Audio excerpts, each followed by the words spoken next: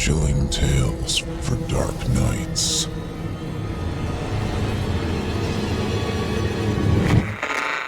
Want to make sure you never miss a Chilling Tales for Dark Nights video again? Be sure to subscribe and hit that bell to turn on notifications.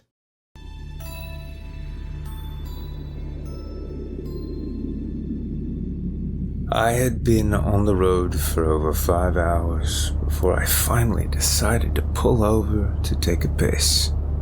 I was making good time, but I couldn't wait any longer. My bladder was full of Monster, along with other assorted caffeinated beverages, and the bastard was screaming at me to release the pressure. At that point in my travels, I was in between major highways, and I wasn't sure when I would come across another gas station or bathroom of any kind. No big deal, I figured. Urinating on the side of the road would work. Nature would have to be my bathroom. Luckily, it was in the middle of the night and traffic had been non-existent for some time. I would have hated for a cop to come by and catch me dangling in the wind. I quickly swung my car into the first dirt pull-off I came across and slammed it into park. I left the motor running as I opened the door and jumped out from the vehicle.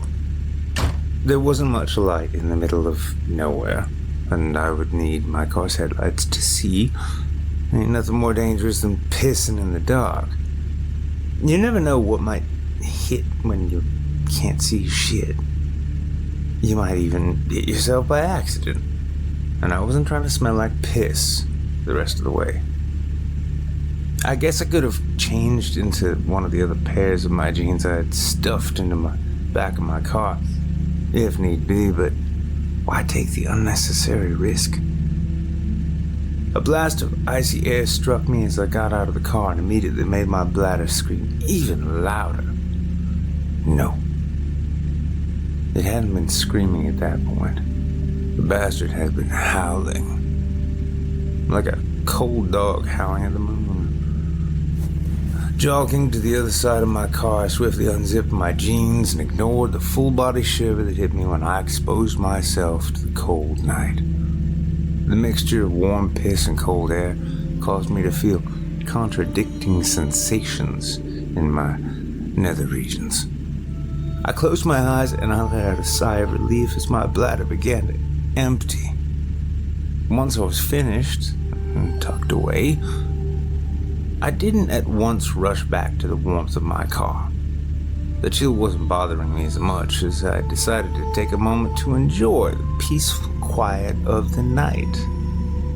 I peered down from the top of a steep embankment and out over a dark valley.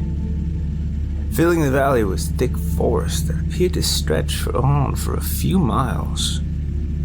Where I stood, I couldn't see any lights, not from houses or businesses or other possible forms of civilization. I was in no man's land, or at least I would have eventually been until I eventually met up with State Route 33, a 4-lane highway that would take me the rest of the way. There also didn't seem to be a whole lot of movement or normal sounds coming from the trees either, except for a low serenade from a far-off owl. Maybe since an inch or two of snow covered everything, the forest animals had decided to chill out for the night. Except for that single owl, who just kept singing on and on. It had been snowing most of the day and into the night until finally stopping about a half hour before. Thankfully, it had been the light, fluffy stuff that doesn't stick well to the roads. If it had been that heavy, slushy shit, then it would have slowed me down and pissed me off. I always hated snow, but for some reason I've always lived in places that get a shit ton of it every winter. With everything around me being still and tranquil, it helped to temporarily calm my constantly racing mind, which had been a welcome change. I had done nothing but hurry for the prior few days, and it was nice to just stop for a minute to breathe. My marriage had fallen apart, to put it mildly. To put it honestly, my marriage had exploded like the fucking time bomb it had always been. 4 years of building pressure, like piss in a bladder, until it finally went boom. I let her have whatever she wanted, because I just didn't care. There hadn't been much to fight over anyway. We didn't own a house or have kids, thank God. We had a tiny, ugly dog, but that had always been her baby, not mine. I hated that dog. In the end, I managed to walk away from the devastation with what I could fit in my car. And having your entire life fit into a blue Chevy Impala can put things into perspective, let me tell you. When I was 18, like most naive assholes, I couldn't have run away from home fast enough. I had dreams to chase, mistakes to make, and a crazy bitch to marry. But when the dust settled on my marriage, that was where I was headed back to home. My real home. And I couldn't get back to my parents and the town I grew up in fast enough. As I continued to peer into the distance, I could see the black outline of the Appalachian Mountains standing tall on the horizon, barely visible against the night sky. Black on black, as a way of blending together. With the mountains in my sights, I knew that my destination was only a few more hours away. A pair of headlights suddenly pulled me from my thoughts. 2 bright orbs coming down the stretch of road I was standing beside. They were headed in the direction I had been coming from. Damn. The vehicle's high beams momentarily blinded me, but I threw both of my hands up real quick. I was able to partially block out the bright light until it shifted away from my eyes and I could see again. When the headlights from my own car fell across this new arrival, I could tell that it was a car smaller than my Chevy. A compact. Possibly foreign. Dark blue. My Impala's headlights also fell on something else. A massive patch of ice on the road. The spot of ice was several yards long and wide enough to take up an entire lane of the road, while still having enough width to spill over into the other lane as well. Normally, black ice didn't scare me. It wasn't the evil villain some people make it out to be. Yet, by how clearly the surface reflected the moon, which had finally found a space between the clouds from which to peek out, I could tell that the ice was thick and solid. There was nothing I could have done but hope that the approaching compact car had good tires and a calm driver. Maybe the driver would notice the ice and take the other lane to avoid it. That was what I would have done. There hadn't been any oncoming traffic, making that the smart choice. But the driver never saw the black ice. Instead, the compact car took a dead center. From start to finish, everything that happened next only took a few seconds. The compact car began to slide as soon as it hit the ice. Its back end started to spin out. Rather than make a slight adjustment in the steering, I helplessly watched the driver panic. As the driver slammed on the brakes and pulled hard on the wheel, squealing tires replaced the once tranquil silence. The little car spun and spun fast. It spun out onto the other lane and cleared the ice. At that point, the driver should have hit the brakes, but the driver was still panicked. I could hear the car's engine rev as the driver stomped hard on the gas. The car's wheels chose then to gain traction, which sent the car barreling across the road and over the edge of the embankment. At the sight of the car spilling over the edge, I instantly dashed toward the other side, pull off. Standing and looking down off the ledge, I could see the glow of two headlights rushing down the steep drop. Somehow the car managed to almost make it down the entire decline without hitting one of the trees growing from the side of the hill. I don't want to call it luck that the car didn't hit a tree earlier in the fall, because it might have been better off striking one of the trees growing closer to the top. By the time it hit one near to the ground, gravity had been pulling hard on that car. Not even the snow did much to slow it down once gravity had its hands on it. I can't say exactly how fast the car was going when it finally hit, but when it did hit that tree, the sound of the impact, the twisting of metal and the breaking of glass, shattered both the night and my mind into a million fragments. I don't want to be a drama queen, but it all sank into me deeply, all the way to my core. Whenever I try and sleep at night, I can still hear the destruction of that car getting wrapped around that tree. My phone! That was my first clear thought. I needed to call for help. If the driver was still alive, I needed to get someone there to help him. If the driver wasn't, someone still needed to be there to deal with it. After realizing that I had left my cell in the Chevy, I turned to run back and get it, but something stopped me from moving. A woman screaming.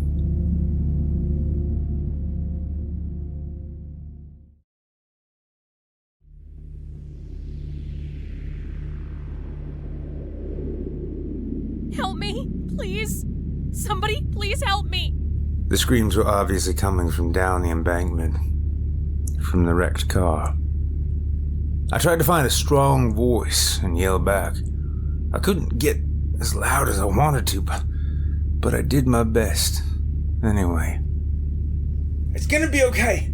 Just hang tight. I'm gonna call for help. The woman's voice became shrill and terror-stricken. Oh my god. Oh my god. Help me. Before I realized what I was doing, I was making my way down the hill. The moon had retreated back behind the dense clouds, throwing a thick shadow over everything. As I rushed through the dense night, I aimed myself away from the lights of my Impala and toward the headlights of the wreckage. I clearly remember having images of burning cars and burning people flashing through my head. I didn't see any flames, but there might be smoke. It would have been difficult to see dark smoke when everything else was just as dark. I had to act. I had to do something. I had to make sure that woman was not going to fucking burn to death while I sat on the phone with 911 waiting for help to eventually show up. If that happened, I would have never forgiven myself. The Nikes that I've been wearing were a far cry from hiking boots. They were not meant for descending a steep, slick hill. Several times the snow tried to bring me down, take both my feet from under me, but each time I somehow managed to grab onto a nearby tree trunk or bush and stay upright. I was moving as fast as I could, but I didn't know if it was fast enough to matter. The woman had grown silent after the last nearly hysterical howl. I began to fear what I might find. Keeping the headlights in front of me, I was able to find the wreckage in the blackness of night.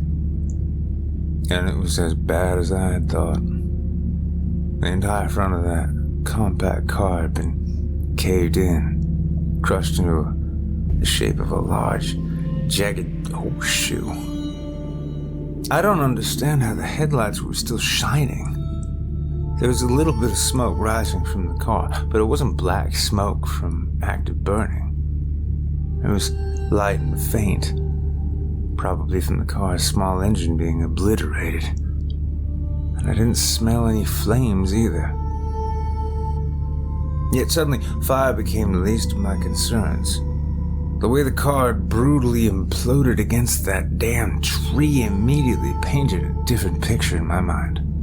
At least, my rushing thoughts were no longer of burning women, but images of death still filled my brain. The driver had been alive and screaming for me, but that didn't mean she was still breathing. Part of me didn't want to go around to the driver's side of the car, but I needed to be sure. "Ma'am?" I called out as I rushed around the back of the vehicle. No answer. "Are you okay, ma'am?" Silence. When I made it to the other side of the car, I saw that the driver's window had been shattered, completely destroyed. I briefly stopped. The inside of the car was dark and hard to see into, just like everything else that fucked up night. As I fought against my rapid breathing, I reluctantly leaned in closer so that I could get a better look through the non-existent window. Someone was sitting in the driver's seat. "Ma'am? Are you okay, ma'am?" It was a petite young woman, light brown hair pulled into a tight ponytail, mid-20s perhaps. But she never moved or replied. She couldn't. She just stared at me. Her neck twisted at an awkward angle, wide-eyed, forever afraid of what was about to happen to her.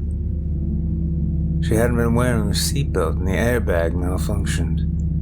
When her face hit the steering wheel, the force nearly spun her head clean around. Dead on impact. Before the accident, the young woman might have been kind of pretty, in a simple kind of way. That was when I smelled the cloud of alcohol escaping through the car window. I didn't search to find the source. I already knew what it was. I then remember my heart sinking as a realization hit me. If she had been dead on impact, then who the hell had been screaming at me? A passenger? I looked around the inside of the car, or what was left of it, but I didn't see anyone else. The passenger side was empty, and the door was still closed. The back seat was empty too. The hair on the back of my neck stood up when I then heard the same woman's voice. Help! It came from behind me, from somewhere in the trees. Somebody help me. Who are you? Get away from me. Don't touch me. Help! I could feel the fear in her voice. I could feel it as if it were my own. Get away from me! Someone else had been in the car. That had been my immediate assumption. With the trees creating a million little echoes, it was hard to pinpoint from exactly which direction the voice was coming. When I thought that I knew the general area I needed to go toward, I took off running. For several more seconds, the woman continued to cry for help, but ultimately the words died and all that remained were frightened screams. I yelled back once. I wanted her to know that I was coming. "Don't be scared! I'm here!" I used her voice to guide me, because other than that, I was running blind. But I found her. Somehow. She must have heard me, because when I got there, she at once turned her head my way. She was a petite woman, somewhere in her mid-20s, light brown hair, pulled in a tight ponytail. Kind of pretty, in a simple way. Her eyes wide with fear. I knew that face. I'd seen it only moments before. It was the driver. But how? Twins? No. I can't explain it. But I knew that I was looking into the face of the same dead woman. She was on her butt in the snow with her back against a tree trunk.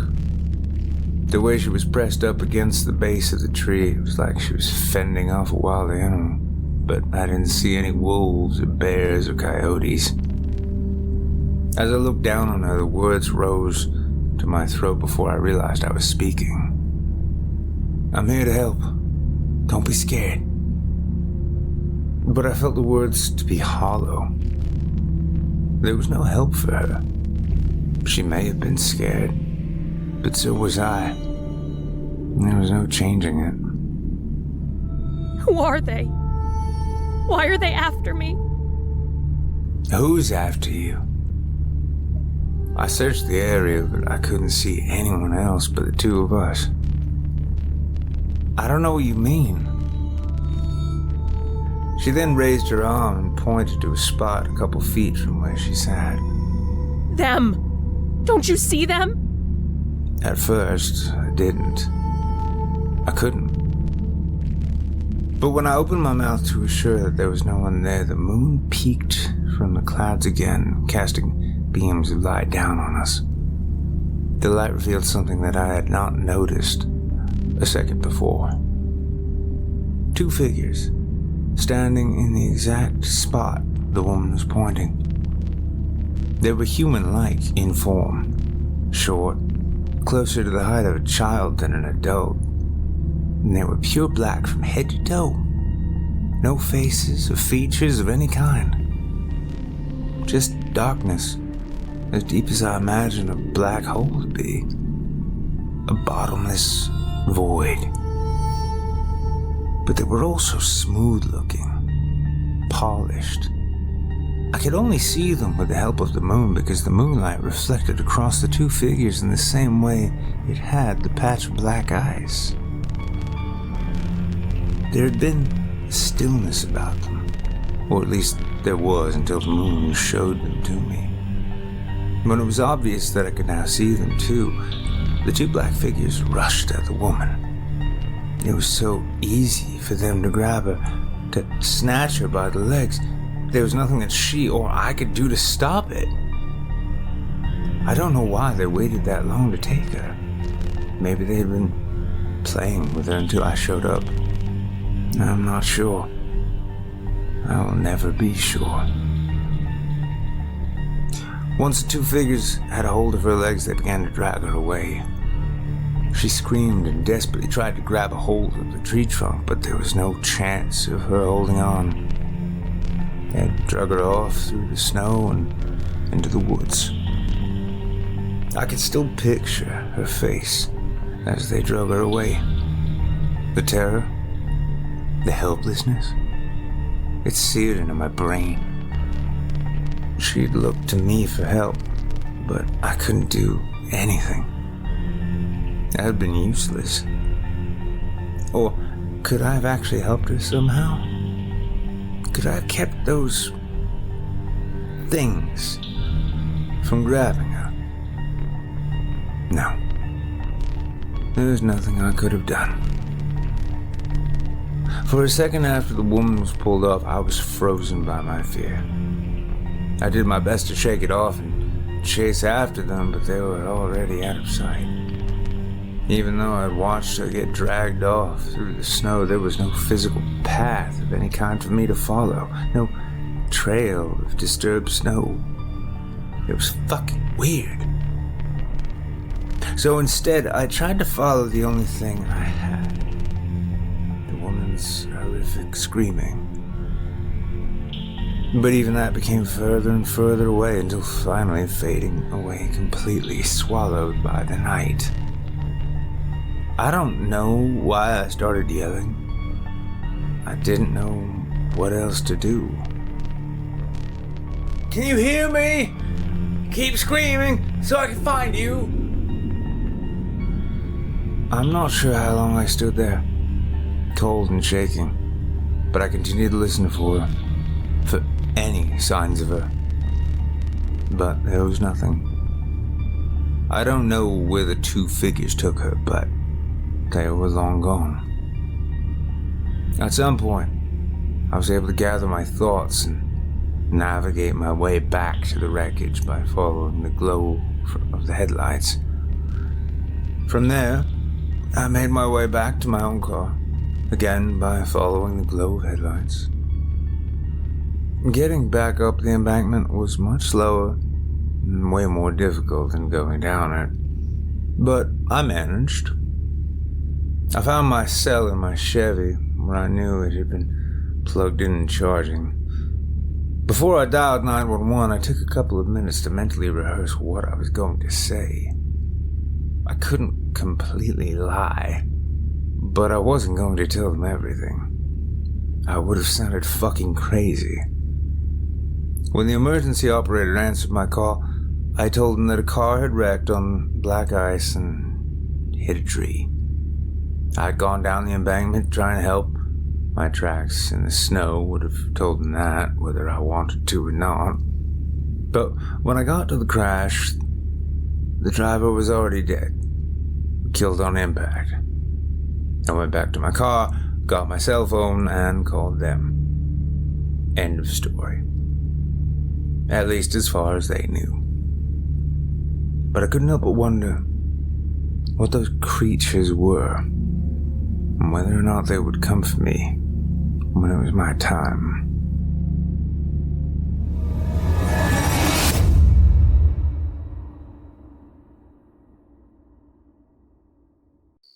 Twilight found us crouched in place, waiting. A fence topped with razor wire towered ahead of us, and beyond that lay a wide field. Tall grass swaying gently in the evening breeze. On the far side was a house, dark and empty. There was also a barn, shuttered and locked up tightly for the day, and 3 long industrial coops, each the size of a double-wide trailer. Ominous black rectangles with no windows. The camouflage was excellent. To those who didn't know better, it would look like any other mid-sized poultry farm. Someone even thought to stick a folksy homemade WSU Cougars football sign in the yard, right beside a larger, more professional one that proclaimed "Shrike Birds, best breaths in the business." Silently we waited. Darkness fell onto the world, sudden and heavy as a brick. There was no moon. At Jack's signal, we moved through the hole Abdul cut in the fence. I paused, watching the action in night vision shades of green and gray on my video camera's LCD screen, trying not to focus too closely on Shayna's fantastic denim-clad backside as she slipped through the gap with enviable ease. Then I fumbled through myself and ran to catch up. This wasn't the most embarrassing thing I'd ever done to impress a girl, not even close, but it was definitely the most illegal. Keeping low in the tall grass, we did our best to hurry across the open ground. If we would be caught, everyone agreed this was the most likely place. Jack was in front, as usual, looking obnoxiously handsome and fit. The guy even took the time to gel and perfectly style his hair for the clandestine occasion. Abdul followed him closely, the only one of us who moved like he knew what he was doing. Shayna, her usually chaotic mane of dark dreadlocks tied together at the neck tonight, was next. And yours truly, camera held in front of my face, already breathing hard and trying desperately not to trip, brought up the rear. Maybe my checkered Vans were an unwise choice, but the only other shoes I owned were flip-flops. We reached the first of several small outbuildings and huddled out of sight, eyeing the guard as he passed on his normal route at precisely the normal time. Although we had observed the man going about his work from afar through binoculars and camera lenses times before, up close he was younger than I thought. It made me a little uneasy, truth be told.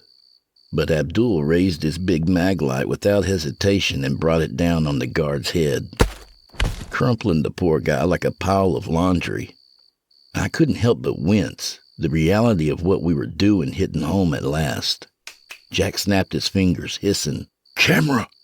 And I swung the lens around to focus on him, dutifully playing my part. While Shayna and Abdul moved the guard behind the building and tied his hands and feet, Jack, oozing community theater charisma, looked into the lens and began his speech. It's July 3rd, nearly midnight. We have exactly 29 minutes before the guard is expected to check in at the security shack. When he does not, the alarm will sound. By then, we'll already be gone and the world will know the truth." He paused to run a hand dramatically through his thick black hair. "We have used the reduced staffing schedule of the holiday weekend to successfully infiltrate the highly secret Shrike Foods test farm just outside Walla Walla to uncover the unethical and illegal treatment countless turkeys are forced to endure as a part of the company's so-called poultry improvement project. The horrors of industrial meat processing are well known and extensively documented elsewhere, but the atrocities committed against the animals at this farm have been taken one step further with the aid of nefarious and unregulated science. Next, we will enter Coop 3, where a knowledgeable informant assured us the living results of Shrike Foods' unlawful genetic modification experiments are housed." He slid an open hand across his throat, and I paused the recording. "All right," Jack said. "Let's do this." I felt my attention drawn back to the bound guard.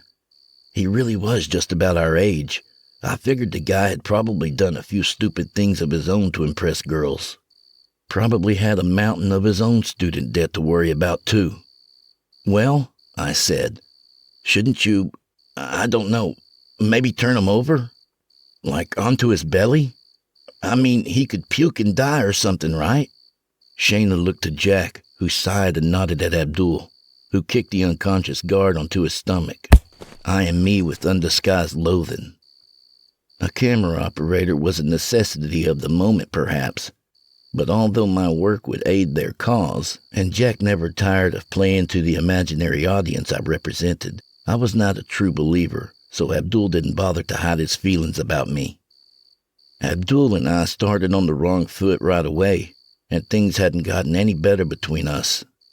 Nervously, during one of the group's pre-raid planning sessions, I innocently asked the guy where he was from, just looking to make conversation. "Afghanistan," Abdul said flatly. "Oh, which part?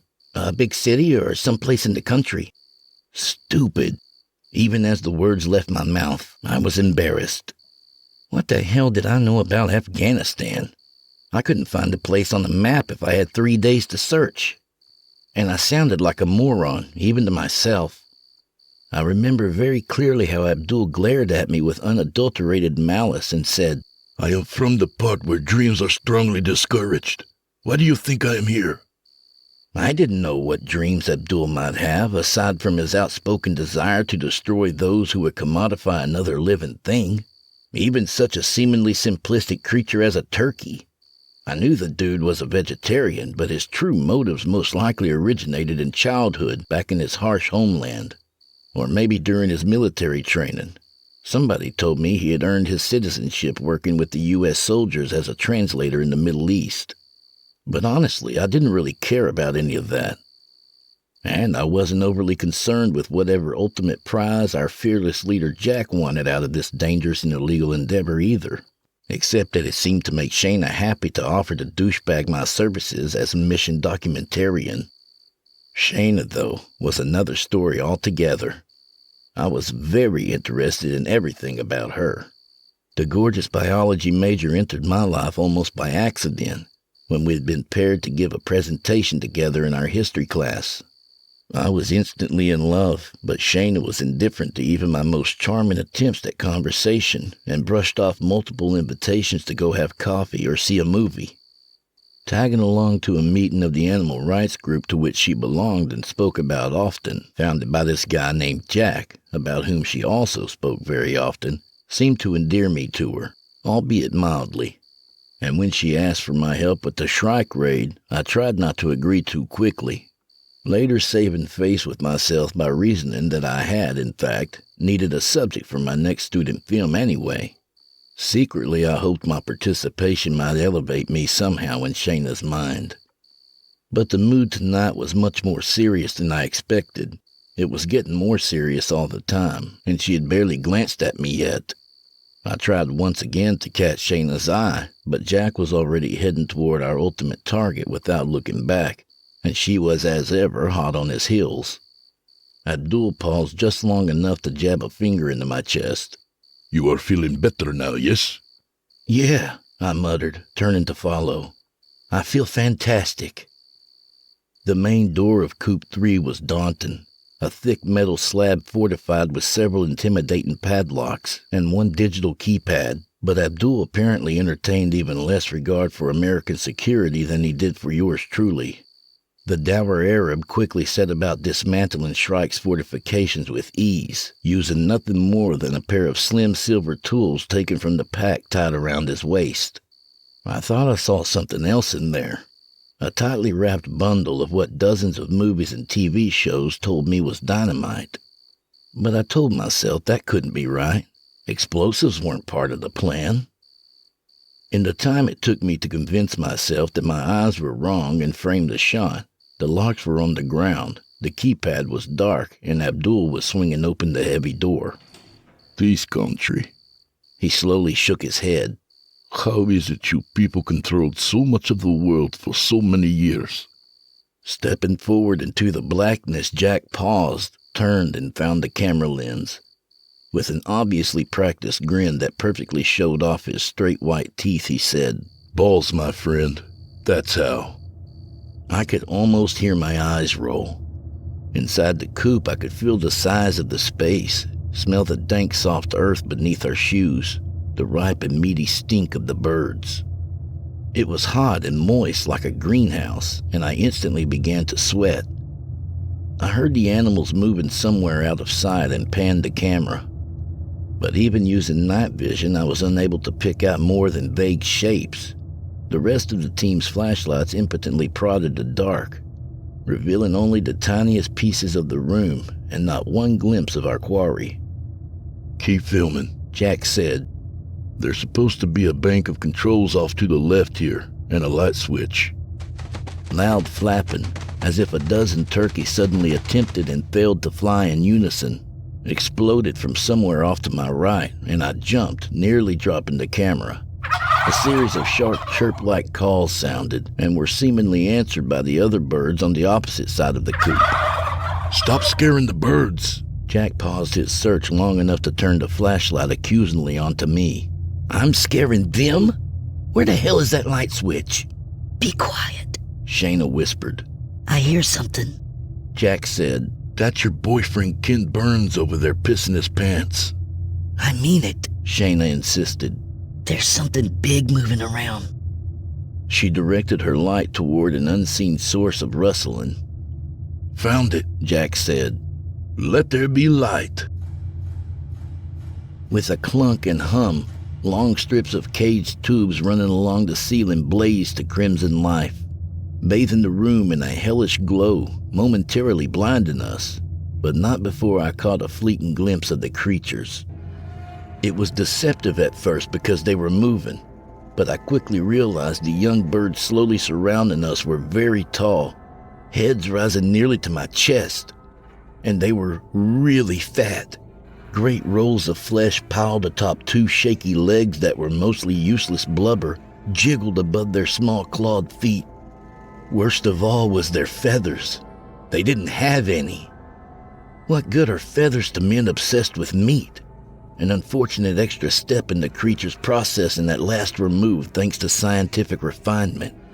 The flesh of the birds was slick with clear viscous perspiration that stank of garlic and rancid butter. They were the bloodless pallor of things that spend their lives wiggling under rocks or squirming across the ocean floor. The complexion of life that exists wholly out of view of the sun. Oh my God, Shayna gasped. What have they done? Jack was at my shoulder, reeking of Axe body spray and whispering excitedly. Are you getting this? I could only nod, mouth agape, panning quickly across the circle of young turkeys. In some small part of my brain well removed from the moment, I began formulating my Academy Award acceptance speech, imagining what color Shayna's gown might be. The birds, dimly I recalled from the team's research that a baby turkey was called a poult, not a chick, toddled closer in short bursts of eager mincing steps before collapsing under their own top-heavy weight. Enormous breasts, meaty sacks like some hormonal teenage boy's favorite obscene cartoon hung from their chests. Their eyes, vacant milky pools covered by thin layers of nearly translucent wrinkled skin, seemed somehow to both regard and simultaneously ignore us. They opened their colorless beaks as if tasting the air. Purplish worm tongues flopped and twitched within. Shayna jabbed her flashlight at the pult closest to her, but the beast did not flinch. I think they're blind, She said, their eyes. If they're raised in darkness, they don't need eyes. First one bird, then another, as if in response, opened their albino beaks and let loose a fresh chorus of the strange squawking calls. After each round, the birds all twitched their heads from side to side. With each session of the call and response, the nightmarish flock drew closer, inquisitively tightening their ranks around us. The strange new arrivals in their lightless world. It's some kind of sonar, Shayna said. like what bats use, I think. Everybody huddled together. We'll look bigger to them. Abdul screamed. One young turkey somehow snuck around behind him and got close enough to snap its beak closed on his arm. He wrenched free, blood pouring from the wound, and drew from his boot a long hunting knife. Smelling the blood, the other poults began to squawk more excitedly, madly flapping their pudgy featherless wings and wobbling from foot to foot. It was like their bodies had been inflated from within, I thought, pushed by chemicals and supplements to expand beyond anything nature would require. The noise quickly became unbearable in the echoing cavernous space. Got it, I shouted. let's go. I have enough. No! Jack said. We need a specimen! What? That was not the plan. Shayna said, swinging her flashlight back and forth in an attempt to keep the birds at bay. Forget the plan. Jack marched toward the nearing flock. Nobody will believe the video by itself. They'll say it's some kind of stupid YouTube hoax. We're taking one of these birds with us. They can't ignore that. The poult that bid Abdul was following him step for step as he retreated toward the open door, pecking at the drops of blood which fell to the dirt. Cradling the injured arm against his chest, Abdul slashed with his knife, but the turkey was not deterred. Two of its siblings followed and quickly encircled Abdul, who was now alone, wounded, and separated from the group. Jack, too, had strayed off on his own into the midst of the featherless birds. He paused for a moment, but upon looking back and finding my camera lens dutifully fixed on him, as he had so often demanded, he quickly masked his doubt and resumed pursuit. His face a perfect imitation of Hollywood hero intensity, Jack reached out and grabbed hold of a bird, which immediately began squawking in a new higher pitch. Abdul shouted something in his own language and lunged, driving his knife into the poult nearest him. The blade sank with gruesome ease deep into the plump meat of its enormous breast, and the animal collapsed, flailing its fat wings and emitting a strained, painful wail. The other turkeys took up the call even as they set upon their wounded sibling. Beaks pierced the downed bird, tearing it open so they could scarf the still-living animal's guts. The escaping wave of stink further incited the group, who quickly advanced on Jack, head snaking out with unbelievable speed to remove his flesh in ragged patches. Each bite was tossed down a bird's throat with a swift jerk of their head before craning forward again to rip free another piece. Jack screamed and thrashed amidst a storm of ravenous mouths. All of this I filmed, petrified as a fossil. I couldn't have found the camera's power button if I'd wanted to, not that I was eager to actually watch what was happening.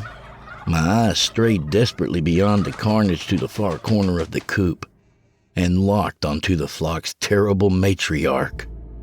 Without feathers or feet, and completely eyeless, the enormous bird was a hulking mound of layered flesh rolls at least 7 feet tall. Wider than a wedding cake's frosting, its head topped a long snake-like neck, grazing the coop's ceiling, and gaping blisters freckled the monstrous bird, oozing more of the same pungent slime that coated its progeny. Self-basting, I thought, hearing a bust of deranged laughter at the realization, and understanding only afterward it came from my own mouth. Feeling oddly numb, I focused on checking audio levels and redirected the camera so as to capture the creature's approach rather than scream. If I started screaming, I wasn't sure I'd be able to stop. The mother bird pulled itself forward with long mutant appendages that may have once been wings. At their tips, black claws grasped the dirt. The long wrinkled stalk of its neck strained forward, giant beak yawning open impossibly wide. And from the Stygian depths of its gullet erupted a resounding call that seemed to rattle the walls. Instantly, the Poults abandoned their half-consumed sibling and retreated from what remained of Jack, scurrying to nuzzle their mother and cheep plaintively. Abdul was at the door shouting for retreat, but Shayna was running to kneel beside Jack. I'm coming, she cried. Hold on. His gurgling response might have been her name, but it was impossible to say for certain.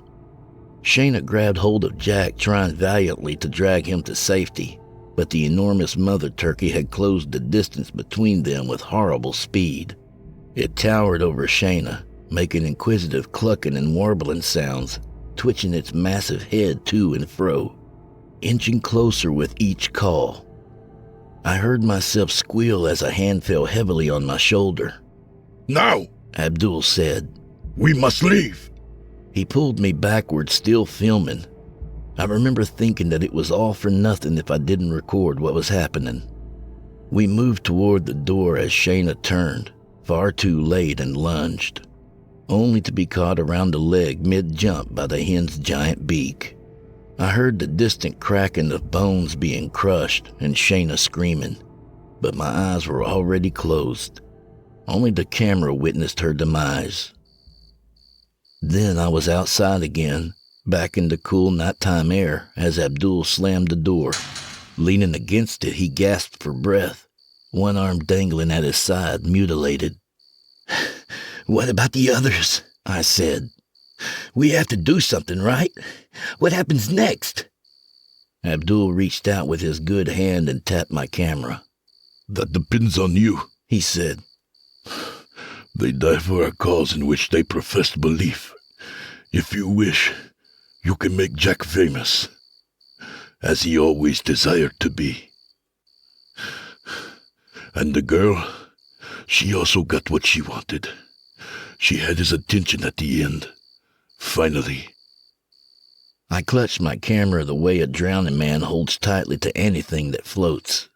My frazzled mind once again conjured a glitzy showbiz award ceremony. The low-cut dress of my date remained the same, although the part of its wearer needed to be recast. It was not a devastating revelation, and I smiled, turning the camera onto Abdul. And you? What do you want? From inside the building came a deafening squawk from the monster fowl. The crying of the Poults became more frantic as they pecked the door. From the pack tied around his waist, Abdul removed a small bundle of what definitely was dynamite and grinned.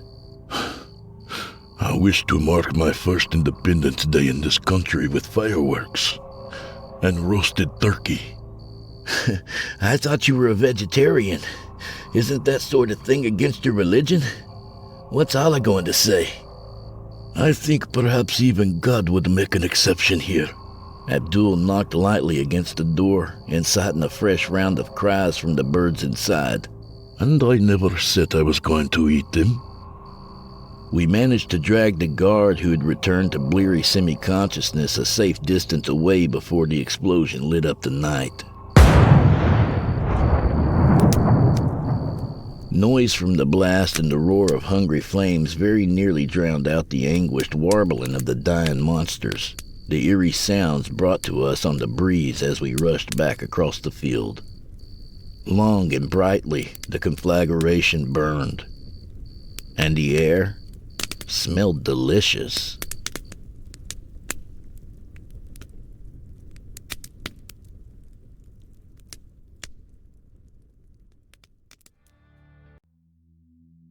I was always so afraid of the dark as a kid.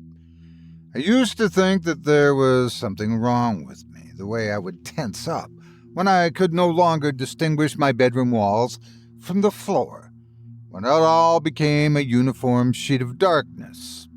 As I grew up, I came to discover that I wasn't alone at all. It was only natural for kids to fear the darkness, that even some adults were wary of it. I also discovered, as I grew up, that not everyone had a father like mine. A father that would go out of his way to put me in that darkness. A father that would pull my new nightlight from the socket by my bed and smash it to small plastic bits under his heavy boot. He'd tell Mother that I must have broken it somehow. I could tell that she knew he was lying. Her eyes looked sad all the time. She'd try to help me any way she could, always ushering me off to bed when Dad stumbled through the front door. I remember thinking that he looked so tired, the way he swayed from side to side, as I used to after soccer practice. I used to think the bottle in his hand was like the juice box Mother would give me when I looked exhausted. Every night it was the same. Mom would leave the door open just a crack so that the light from the hallway could slip in and vanish the dark corners. But every night my door would end up shutting, often before I was able to fall asleep. I could always tell who closed it. If the light slowly disappeared until I heard the faint click of the door lock, I knew Mother had shut it. After she closed the door, I could always hear my parents talking back and forth rapidly, unable to make out their words. They sounded like muffled dogs. Mom was just trying to help when she shut the door. What's the point of letting the light in when the dark slips through anyway? When Father closed the door, it was sudden and harsh, the door meeting the frame like a car crash. It was almost as if my father wanted to make sure that I would wake up from the sound of the door shutting so I could wake up surrounded by the night. I was always too afraid to get up from the bed and open the door again. I could never have been that kid that got to slip through the hall to sleep with their parents. I'd only tried it once when the voices began. It was after my father slammed the door shut that I opened my eyes and laid silent on my bed, staring off into the dark. In that silence I could hear them, small whispers, filling my room like a cold breeze, much like when my parents would argue through the walls. I could never make out what was being said, but I knew those voices were not my parents. It sounded like there were dozens of them, all chatting to each other, a cacophony of secrets that plumbed into my eardrums and rattled my heart. I convinced myself that facing my father was the lesser of two evils, and slowly climbed out of bed. Opening my door, I walked timidly down the hall. I felt like that hall leading toward my parents' room stretched on forever when I was a kid, the house's architecture giving me every chance I could to turn back. My small hands pressed open my parents' door, but they weren't sleeping. Dad was sitting on the edge of the bed, while Mom was curled up in bed. There wasn't much time to turn around, my dad's attention snapping me back faster than I could think. I had enough time to see a collection of juice boxes by my father's feet before he stood from the bed. I heard my mother offer a plea before the heavy footsteps approached me. His large open palm rested on my shoulder, and for a moment I thought that I was going to receive some comfort. Instead, I felt my father's immense strength pushing me backward and lifting my feet off the ground. My back smacked against the hall's hardwood floor, and before my approaching mother could cross the doorframe, I saw Dad swing it shut with such a force I felt wind press against my wet cheeks. I would have been able to sleep with the door open that night, but I ended up closing it again when I heard my parents barking again. I was so scared to sleep the next night, so afraid of the voices and my dad. But when I laid down in my bed, my father slammed the door shut. I opened my eyes to find the room wasn't so dark. Turning my head against the pillow, I turned my attention to the ceiling. I thought that my mother must have done it while I was at school. Above my head was my very own night sky, a collection of shining white dots that littered the ceiling, making it look like my room stretched into infinity. The lights were just bright enough to put my mind at ease. Instead of nervously observing every bleak nook and cranny of my room from that night on, I would stare up at the stars. I'd look at them until my vision got hazy, and I needed to remember about blinking, or until I would just pass out. When I looked at them long enough, it felt like I was watching them move, like the stars were rotating around the room. Sometimes my vision would get so bad it looked like the lights were flickering. I was so thankful for those lights. I wanted to thank my mom, but I figured she wouldn't want me to bring it up. It was enough for her to see me getting better sleep. She'd occasionally tell me how proud she was that I got over my fear of the darkness. Even though I hadn't really, if it wasn't for the stars, I would still be afraid. But she looked so happy, so I never told her. Seeing my mom happy wasn't something I got often, so I cherished that too. Night after night, those stars kept me company, and some part of me started to feel braver and braver. Even when I started hearing the whispers again, they just became part of the night, another thing to keep my company. I even started closing the door so that my father didn't get the chance to slam it shut. And then the stars went away. I could never forget that night. As I laid in bed staring up at the tiny freckles of white dots on top of my ceiling, I heard a door slam. Not mine, but the front door. There were no whispers that night, so I could hear every heavy footstep. My parents started to bark, but the bass of my dad's words was higher than I was used to. It felt like his words were shaking my bed frame. On my way back, I focused on the stars seemingly swaying above me as my mom's smaller footsteps raced up the stairs and my father's followed shortly after. I heard my mom gasp before there was a large thud in the living room. It sounded like when my father had pushed me down, but it was louder and definitely shook my bed. Even through the door, I could hear the soft sobs of my mother as she struggled to catch her breath. Sitting up, struggling to catch my breath as well, I could see the shadows shifting and obstructing the light from the hallways, from the bottom of my closed door. My dad uttered harsh demands to my mom. She pleaded with him, still begging. I could feel the corners of my mouth lowering and my face becoming hot. I desperately wanted to do something. I felt it welling up in me and soaking my heart until it formed a lump in my throat. I looked up at the stairs again, my vision obstructed by the thin film of tears gathering. The lights looked warped under the filter of liquid that pooled until it streaked down my cheek. The darkness around those stars swirled too until it looked like it was reaching out for me. All these shapes returned to normal when I wiped my eyes clean. Then I heard one more thud. This time it was soft and muted. I was reminded of what it sounded like when my foot hit the soccer ball, and then I heard my mother's air skipping her lungs.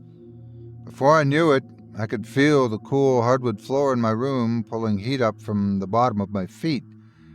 Quickly, I made my way to the door and pulled it open, letting the room flood with the hallway's light. I didn't know what was going through my mind, probably nothing, but I approached the man who had my mother's hair clumped up in his fist. With all the strength my child's body could muster, I swung, and my small, crumpled-up fist landed on his left cheek. I put everything I could into it, and he didn't move an inch.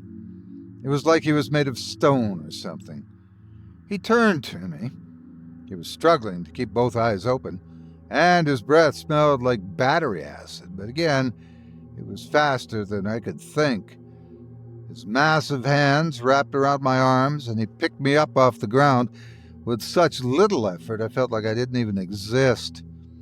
He smiled at me, an ugly and unkind smile, and through the slurred speech he mockingly called me a big brave man, before once again shoving me backward. This time, With both his arms and the height he had brought to me, my body soared through the doorframe and back into my room. I landed much harder, and my thin frame bounced off the ground before resting. My breath had been taken out of me completely, but still, my father stepped forward, presenting his massive frame to tower over my crumpled body. Leaning over, he brought his face to mine. I could smell the intense waft of alcohol in his breath with each word he spoke.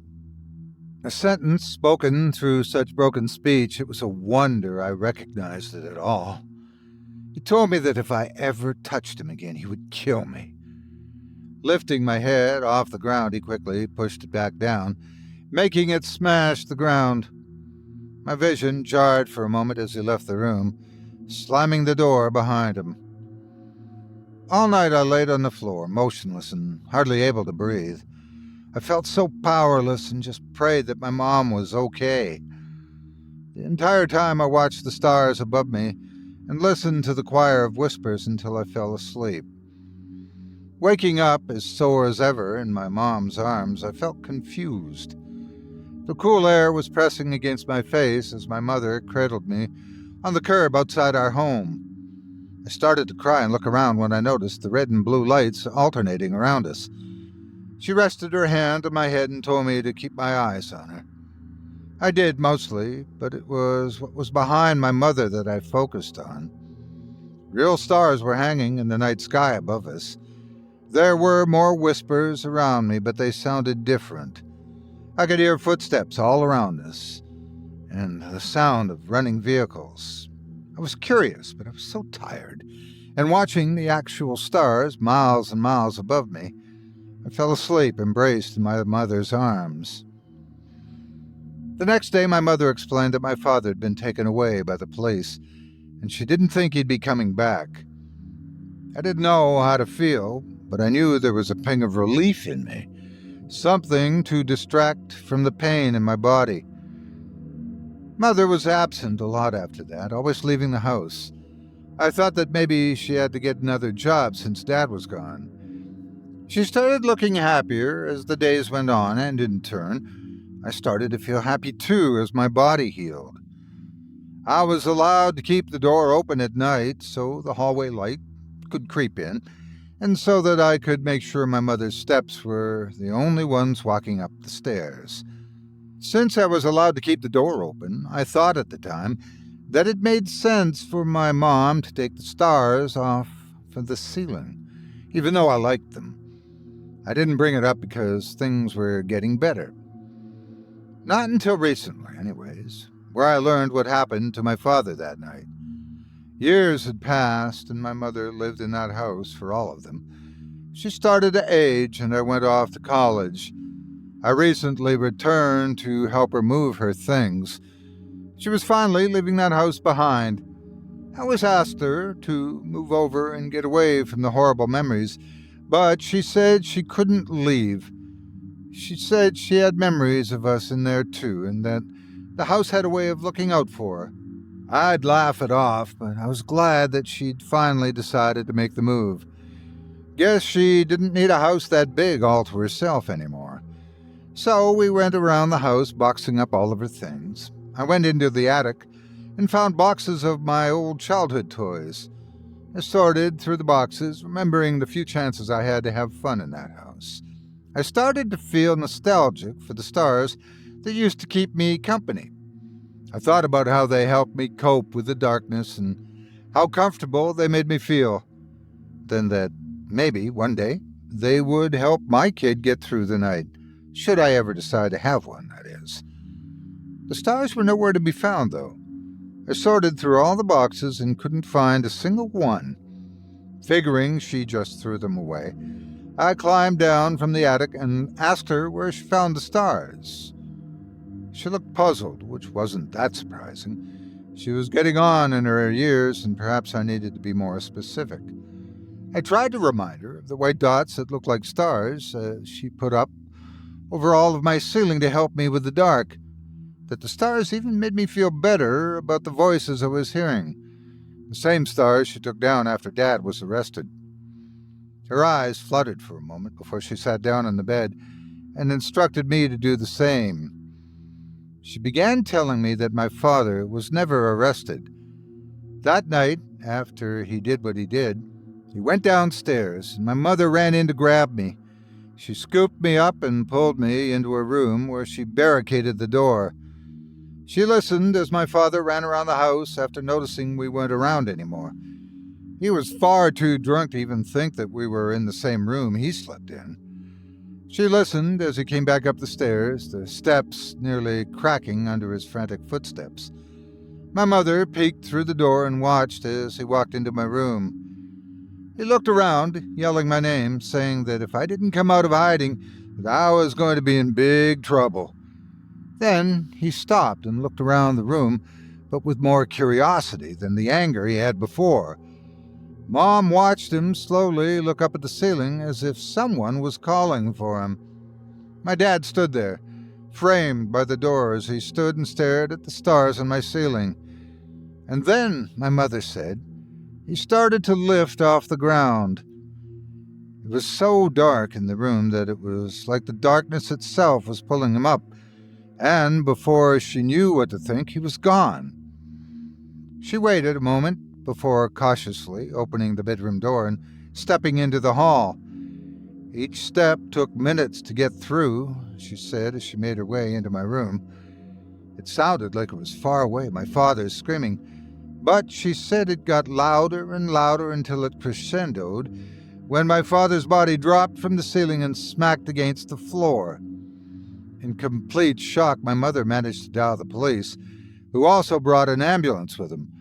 But she said Dad was far beyond saving. She said that with a relief in her voice. She continued to explain that she had to meet with the police for a long time after that night, which was why she was absent so often. The police couldn't explain what happened, but ended up ruling out my mother as a suspect in my father's death, because the police had no idea what his cause of death was. They said it would have been physically impossible for a full-grown bear to do damage like that to a body, never mind thinking my dainty mother could do it. She said the closest thing the coroner could liken the damage to was someone falling from a plane a mile up and smacking against the pavement. She'd never get the shape of him out of her mind, the way his body had folded and pressed into itself, the way bones poked through the skin and how his eyes had rolled back. Even when looking at the complete decay of life that was my father, she felt warm that night. She never questioned it. She'd been dealing with a monster that was my father since before I was born, and whatever monster it was that took him out of our life, she was thankful. That's when she said something that made my heart sink, but also filled me with a sense of familiarity at the same time. She said to me that something must have been looking out for you, and I couldn't help but picture them. All the beady white orbs that hung above my head every night I closed my eyes. The white shining dots and the endless darkness around them. I found myself strangely thankful for them. What I now know were never stars.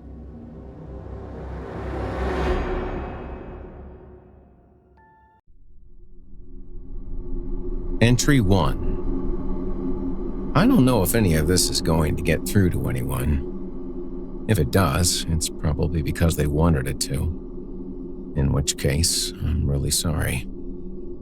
Maybe they just don't even care. Maybe it doesn't matter because there's nothing we can do. If you're anything like me, you've seen some weird new shit around town.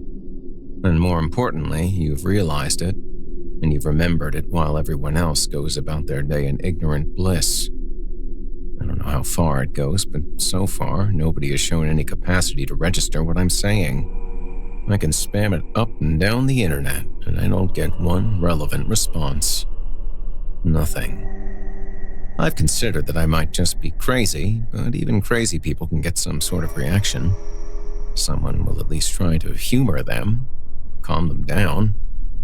I've tried doctors, police, professors, They all just stare off into space when I start to describe the shit, like something is actively blocking the exchange of information. My biggest fear isn't even that I'm all alone. My biggest fear is that I might still only perceive bits and pieces of something bigger, or worse, that my capacity to perceive all this is shrinking. I can write it down. I can record every last detail, but it's not going to matter if I become like everyone else. I could wake up tomorrow and look at my journal entries and only see a pile of mysterious cake recipes. Who the hell knows? The first thing I ever saw was one of the pickup windows. It was just like any other you might see at a fast food place. But it was right on the side of my own goddamn house. Oh, nothing amiss indoors, but outside, half the block was lined up on my front lawn, reading over a glowing menu full of scribbly-looking gibberish and receiving their meals, if you want to call them that, almost instantaneously.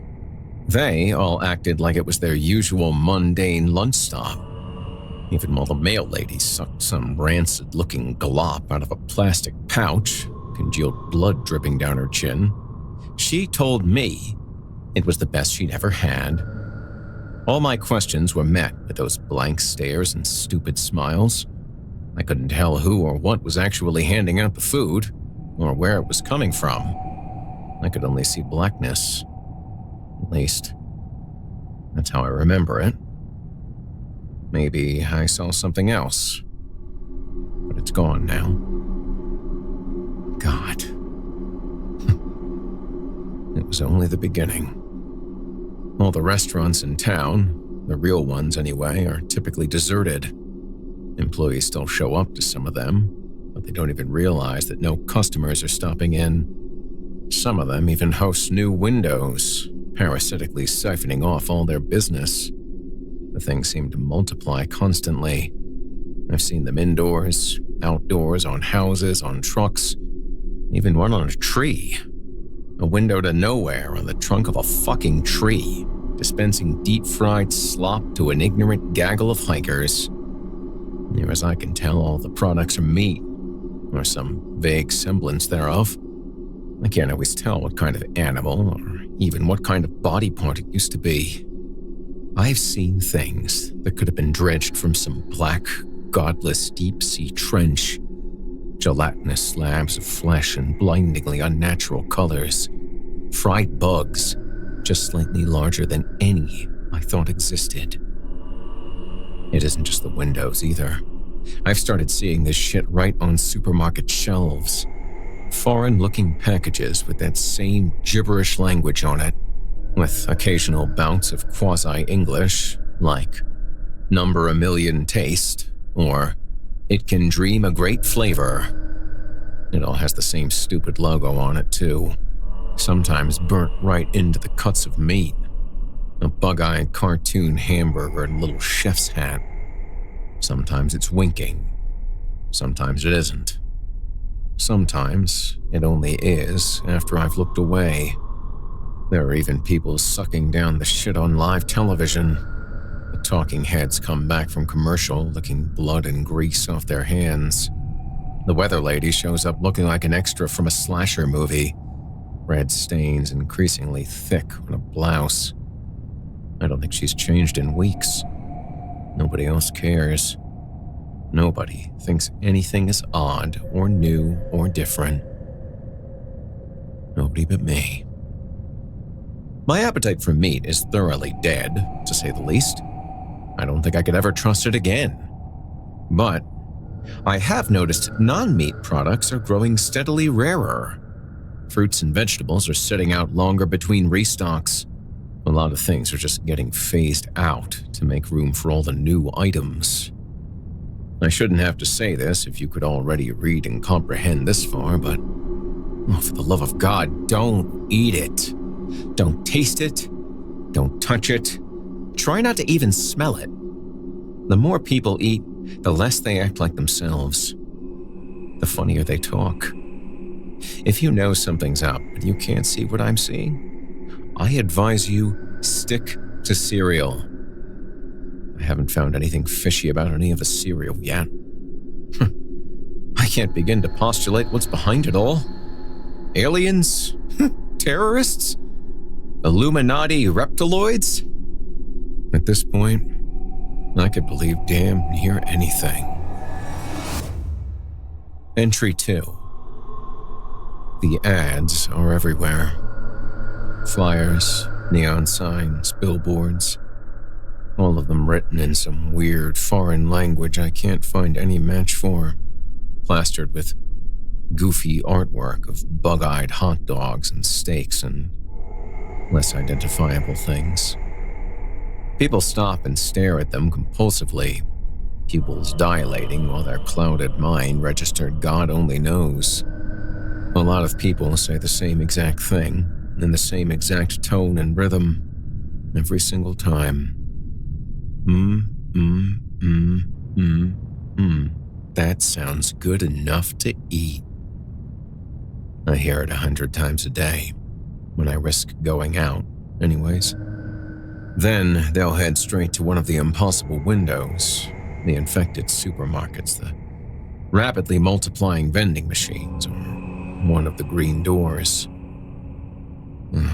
Those awful fucking green doors. I don't know if they're actually new, or I'm just newly capable of seeing them. The first one I noticed had grown, for lack of a better word, on the back wall of our local ShopRite. An ugly, faded seafoam affair. Its smeared window shaped like their burger logo. Chrome handle flecked with rust. Same as all the others I've seen since. People were coming and going at a steady pace, but even when I staked it out for a good 6 hours, I never saw the same patron coming back out again. I guess that should have been a big warning sign, but I couldn't take it. I had to know. It didn't lead into the store, of course. I knew it wouldn't. As soon as I stepped inside, I was assaulted by the sound of eating, feasting. Wet, breathy chewing sounds drowning out everything else, tugging at my gag reflex. There were bars, tables, and booths scattered in disorganized patterns around rows and rows of buffets.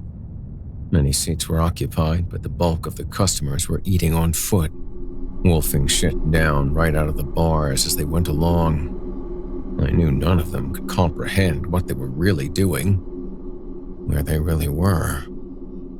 The decor was almost, but not quite, in the style of a retro 50s diner, maybe with a dash of Dr. Seuss. A lot of the furnishings looked chunky, soft, and plastic, like they were designed for children, though I can't imagine any child with such depressing taste. Booths were lined with putrid off-green cushions. Tables were a hideous yellow tan with chipped chrome trimmings. The floors were pale blue tile, like a public restroom, many pieces missing or disheveled. The walls were more of that tacky chrome interrupted by fake wood paneling, giving way to glass windows from about waist height to the ceiling. Yes, windows, not visible from the outside.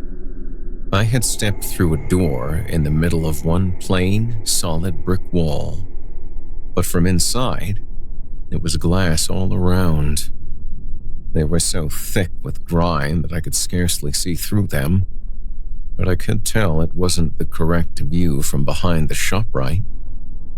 It looked more like some murky storybook vista, simple blocky houses on rolling green hills.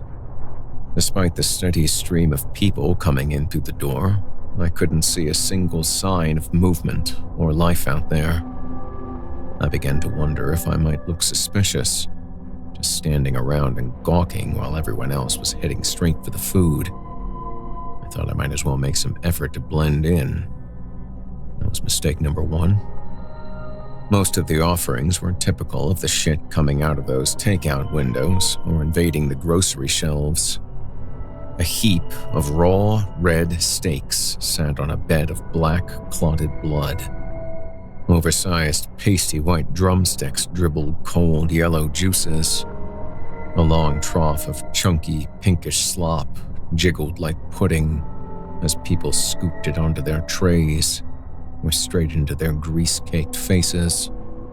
I think I pulled my shirt up over my nose around this point.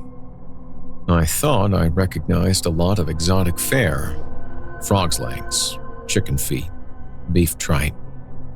But I couldn't be quite certain. I wasn't sure if chickens had that many toes, or any frogs I knew of grew exactly that large. There was a tray of what I thought were fat, segmented seed pods, until one of them abruptly curled and uncurled. Twice. Like a beckoning finger. Absolutely made my skin crawl. There were tongues, and there were brains. There was something like clear yellow spaghetti in a pasty brown sauce. At least that's what I'm going to keep telling myself it was. There were fish fins and goat eyes and even bones. Just steaming hot, perfectly bare white bones. I could barely take the sight of anyone eating. Mrs. Faber, a grim and crotchety old bag from down the street, was digging like an excited child to a big heap of what looked like horse teeth, sucking off whatever scraps of gum tissue she could find. I felt my stomach shudder. We made eye contact, and for a moment, I almost thought I saw a look of horrified clarity, like the fog was almost lifted from her mind, and she was just about to ask me what in God's name she was doing. Instead, her eyes glazed over, and she smiled that chillingly idiotic smile. "Just like Mama used to make," she said in a hokey, sing-songy tone she'd have never been caught dead using, popping another gnarled, yellowed molar into her mouth and sucking noisily. I could taste my own bile by the time I backed away from the godless orgy of culinary depravity. That's when I saw it. The thing I've come to think of as an egghead. It was wobbling around the bars, arms flailing blindly, a chalk-white, naked, sexless human figure dominated by a featureless beach ball of a head. A stick figure, made flesh. The alien invasion theory was already sounding better and better. The thing was working its way down one aisle at a time, and didn't look at first like it had any particular goal in mind. It occasionally clutched at someone's hair or clothing, almost as though desperate for attention or even in need of help, but nobody so much as blinked in its direction. I assumed I could get away with ignoring it like everyone else until it finally hobbled its way down the opposite aisle and crossed my direct line of sight. It froze there, the blank, smooth egg face turned directly towards me. I don't remember the sprint home, but I do remember it was the dead of night when I exploded out of that ugly, greasy green door. It couldn't have been later than noon when I first entered, and I couldn't have been ogling the horrors therein for more than 40 minutes, well, from my perspective at least. I don't know if anything followed me, but I barricaded myself in my bedroom that night, just to be safe. The doors and windows are everywhere. If you can read this, only go out when you must and don't go anywhere new. It might be newer than you think. Entry 3. They used to be people. The eggheads. I've seen it a lot in the week since the buffet. Not everybody shows the signs, but some people, the ones who get hooked the hardest on that sick foreign meat slop, only seem to gain weight from the neck up. Their hair falls out. The first thing to disappear are the eyes. Then, the mouth seals shut, and the whole head smooths over. They start to wander aimlessly, invisible to everyone else, forgotten by friends and loved ones. They do nothing but mumble, groping their arms around like they're hunting for their lost eyes. I killed one today. I'd spend my afternoon scrounging around town for normal things to eat, an increasingly challenging task. Avoiding the overtly weird shit is only the half of it. I have to be careful for anything that boasts a new formula or improved flavor. Sometimes I just have to scan the packages for the Harmburger logo, or check the ingredients for some new gibberish like extracted bone jellies or natural life parts. Some of the untainted stuff is skipping the shelves and going straight into dumpsters, which I'd been digging through when the egghead got the jump on me, cornering me in a one-way alley between a Safeway and a Walgreens. Its head was bigger than most, an impossibly bloated globe that almost brushed the walls on both sides. I don't know how its feeble, chalky body could have held it up. It was barely more than a skeleton, thin skin shrink-wrapped tightly to its bones. All that remained of its former identity was a black dress tie, swaying like a pendulum from its pencil-thin neck. Its incoherent mumbling sounded at once panicked, apologetic, and threatening as it staggered towards me, limbs outstretched. I had nothing to defend myself with but a bag of stale bread and a warm can of Coke. I screamed at it, told it I didn't know what it wanted, that there wasn't anything I could do, but it just kept coming, mumbling. The moment my back hit the wall behind me, I snapped. I grabbed the nearest garbage can lid and swung with all my strength, slamming it straight into that fat, bulbous face like a battle axe. It felt like striking a huge, taut basketball. The mumbling grew more frantic, more confused as the thing stumbled backward, gravity tugging at its awkward cranium, arms whirling cartoonishly as it fought to regain its center of balance. It was like some bent slapstick routine, like somebody struggling not to drop a wedding cake. I charged, screaming like a banshee as I struck it again, and the thing finally toppled.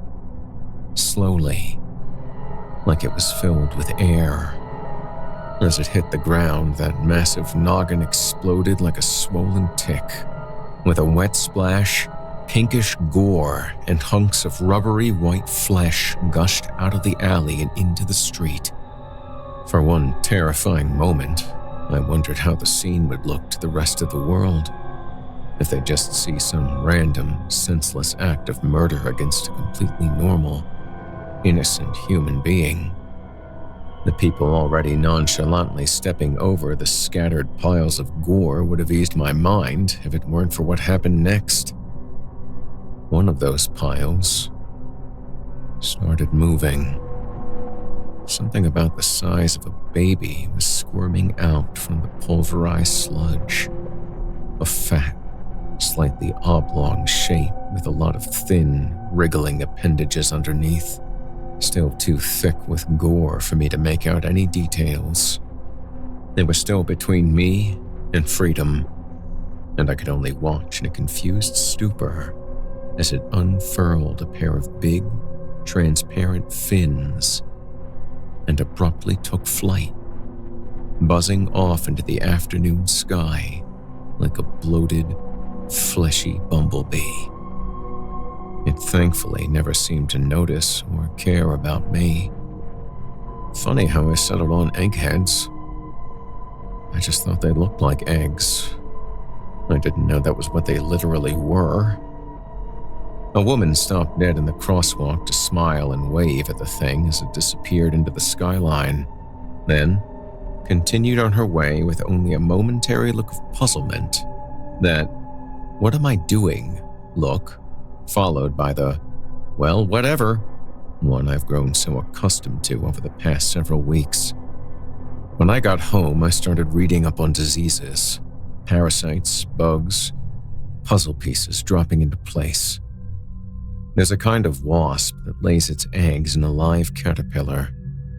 When the larvae hatch, they modify the host's entire metabolism to suit their needs. The caterpillar eats more, grows bigger, all to provide the developing wasps with more sustenance. This kind of shit is everywhere in nature. There are microbes that make mice suicidally attracted to cats. And there are flies that grow inside the heads of ants who keep on moving even after their brains are eaten. It all makes so much sense. Maybe they're from space. Maybe they're from hell. Maybe they've always been here, toppling one species, one civilization after another. Who knows? They feed us so we can feed them, so they have a nice, warm body to keep them safe and nourished until they don't need us anymore. We're just a herd of cattle, oblivious to our position in life as we're fattened up and slaughtered by something that looms just above our understanding of the natural order. I don't know why I can see them, why I can see what they're feeding us. I'm like a cow who grasps exactly what goes on in the slaughterhouse. And I can't stop thinking about what a cow could ever hope to accomplish with that knowledge. Your guess is as good as mine. Entry 4. Today, I followed one of the flying things. They eventually break out of the eggheads on their own, often taking 30 minutes or so to wipe the gore off their slimy bodies with their squiggly legs before they take to the air. They've never shown any aggression, or even any acknowledgement that I exist. They just flutter away, like they've got somewhere to be. And apparently, they do. It was in a Walmart parking lot that I witnessed another hatching. The egghead was stumbling between cars, clawing at its own face, reaching feebly out like it still thought it could be saved. It hadn't even hit the ground before its featureless face started to crack audibly, pink goop dribbling out like raw yolk. It collapsed against a minivan and slumped limply to the pavement as a big hunk of its scalp popped off with a wet, solid crunch. The thing inside was throbbing, swelling up like a pufferfish to push open what was once a human skull. It throbbed and squirmed its way out of the ruptured cranium, looking like nothing so much as a wet, rubbery horsefly made of chewed gum, or an inverted brain with membranous wings. Its branching limbs writhed like night crawlers, barely supporting its bloated, rugose body. The wings trembled almost cautiously at first, before it took its first blind leap into the air and smacked wetly into the ground. It was a dud. It took another shot at flying, awkwardly bobbing for a few feet before it dropped like a rock with another pitiful wet smack. I laughed pretty hard. When invisible monsters are devouring the human race and nobody cares, you tend to take whatever entertainment you can get. It took off again in the same direction, landing itself on the hood of a Jeep. The little guy was determined. That's when it dawned on me. The opportunity I'd stumbled upon. They'd always disappeared into the sky before I could even get a sense of their direction, but I could easily tail this one on foot. I figured, worst case scenario, I'd see nothing new and have to take a bus back into town. As luck would have it, its destination was not far. I came close to giving up, waiting for the damn thing to collect itself every 10 to 15 feet, watching it plummet like a bent paper airplane and flounder like a dying fish for minutes at a time. But not an hour had passed before I learned its little secret. Half a mile from the crumpled remains of the egghead, a porta-john. Between the magic doors, garish advertisements, mutant snack food, and odd shit I can't even begin to get into, I never stopped to think about the bright blue portable toilets that seemed unusually common as of late. I never needed one, and with the seemingly perpetual road work guzzling our tax dollars for as long as I've lived here, it's not as if they were all that strange a sight. The grimy plastic door quietly swung open as the brain bug flopped closer. I feigned disinterest, doing my best to pass by as obliviously as everyone else, but snuck a quick glance into the open honeypot. The brainfly, as I decided to dub them, was already careening down a long, dark tunnel, stretching as far as the eye could see, all somehow contained in a single, small, portable shithouse. Nothing unusual these days. As I made my way back to my car and drove the rest of the way home, only one thought persisted. I had to know. Reality was unraveling around me. Former neighbors were fighting in the streets for rancid mouthfuls of fish guts. Giant hamburgers were lighting up the night sky on neon signs that dwarfed entire buildings. Things were eating people from the inside out. And all I wanted was an answer. I'd even settle for a hint. Any lead I could find. I didn't suspect there was anything I could do, and any day now I could wake up another deluded zombie, another gluttonous slave to their deep-fried maggots and pickled eyeballs. They could grind me up and serve me at the buffet for all I cared. I just had to know where that damn tunnel went, where the brain-eating bastards were really going. I laid awake there that night, my mind racing with images of alien motherships, parallel realities, and subterranean cities. Tomorrow, I'm going in. Either I die knowing one more piece of the puzzle, or I somehow kick their gooey little asses. Who's to say they'll even be prepared for an intruder, if they think they've got us all fooled? I don't expect to be some kind of hero, but so far, I'm the only one I know who even has a shot at trying. Entry 5.1. I was not prepared for what I found in that tunnel. It stretched on for over a mile in the back of what should have been the 3x3 interior of a porta-potty. I'd been led there by a flying brain, and what I found still succeeded in surprising me. I had planned to come prepared, but there was ultimately little that I thought would be useful. I packed a store-bought survival kit, ropes, flares, and whatnot, and a heavy metal snow shovel, the only weapon I really thought would accomplish anything. The eggheads only ever responded to bludgeoning, and even then, that only seemed to speed the hatching process.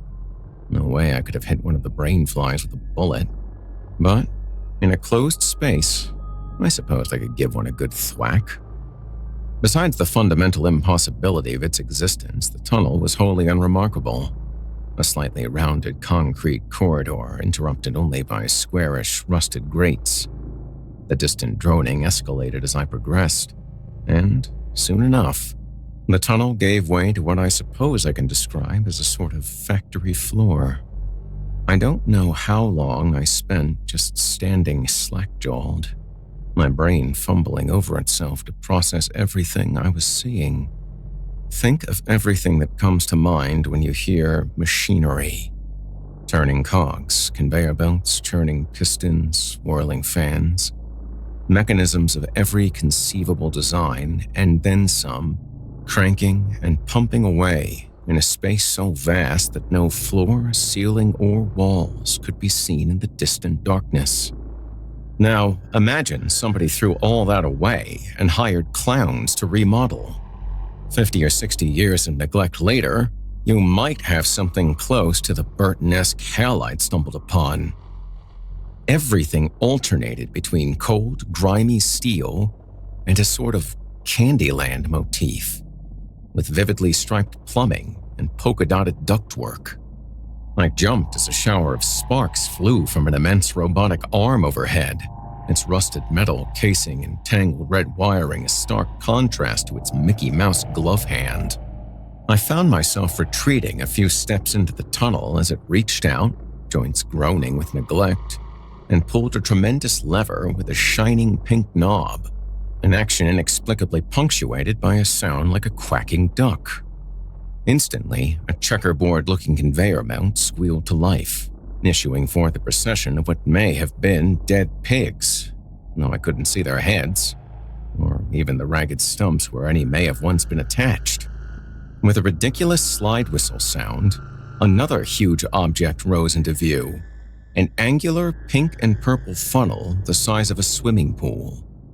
One by one, the mysterious carcasses tumbled off the belt and into the huge trumpet, each followed by a torturous rending sound and a brief but voluminous geyser of thick brown blood. The stink was overpowering. Mesmerized by the spectacle of Willy Wonka's sausage factory, I nearly fell on my ass as a large object shot over my shoulder. A brainfly. It had come up through a tunnel beside me and narrowly dodged my head by a few inches. As my heart cautiously restarted itself, I filed away the knowledge that I was still of no obvious concern to the things, even intruding as I was into what may have been their headquarters, or at least an extension of it. I wasn't sure whether or not that was reassuring. The parasite had banked sharply upwards as it left the tunnel, but I could still hear the distinct fluttering of big membranous wings between the whirring, grinding, and occasional goofy honking of the factory. I craned my head, waiting for the irregular crackling of the equipment to illuminate the gloom. Sure enough, I could see hundreds, thousands of glistening, pinkish shapes passing a good 10 to 15 stories overhead, all in the same direction. I followed. A network of catwalks made navigation relatively easy, and I was usually able to keep sight of the concrete wall I'd emerged from. Tunnel entryways were frequent, brainflies periodically zipping through to join their brothers and sisters above. Even if I lost my way, I was confident that another tunnel might empty back into the real world, and probably in a populated area. They needed bodies, after all. I shuddered, not at the thought itself, but at how casually the thought had come. I was growing too used to this. Uncomfortably comfortable.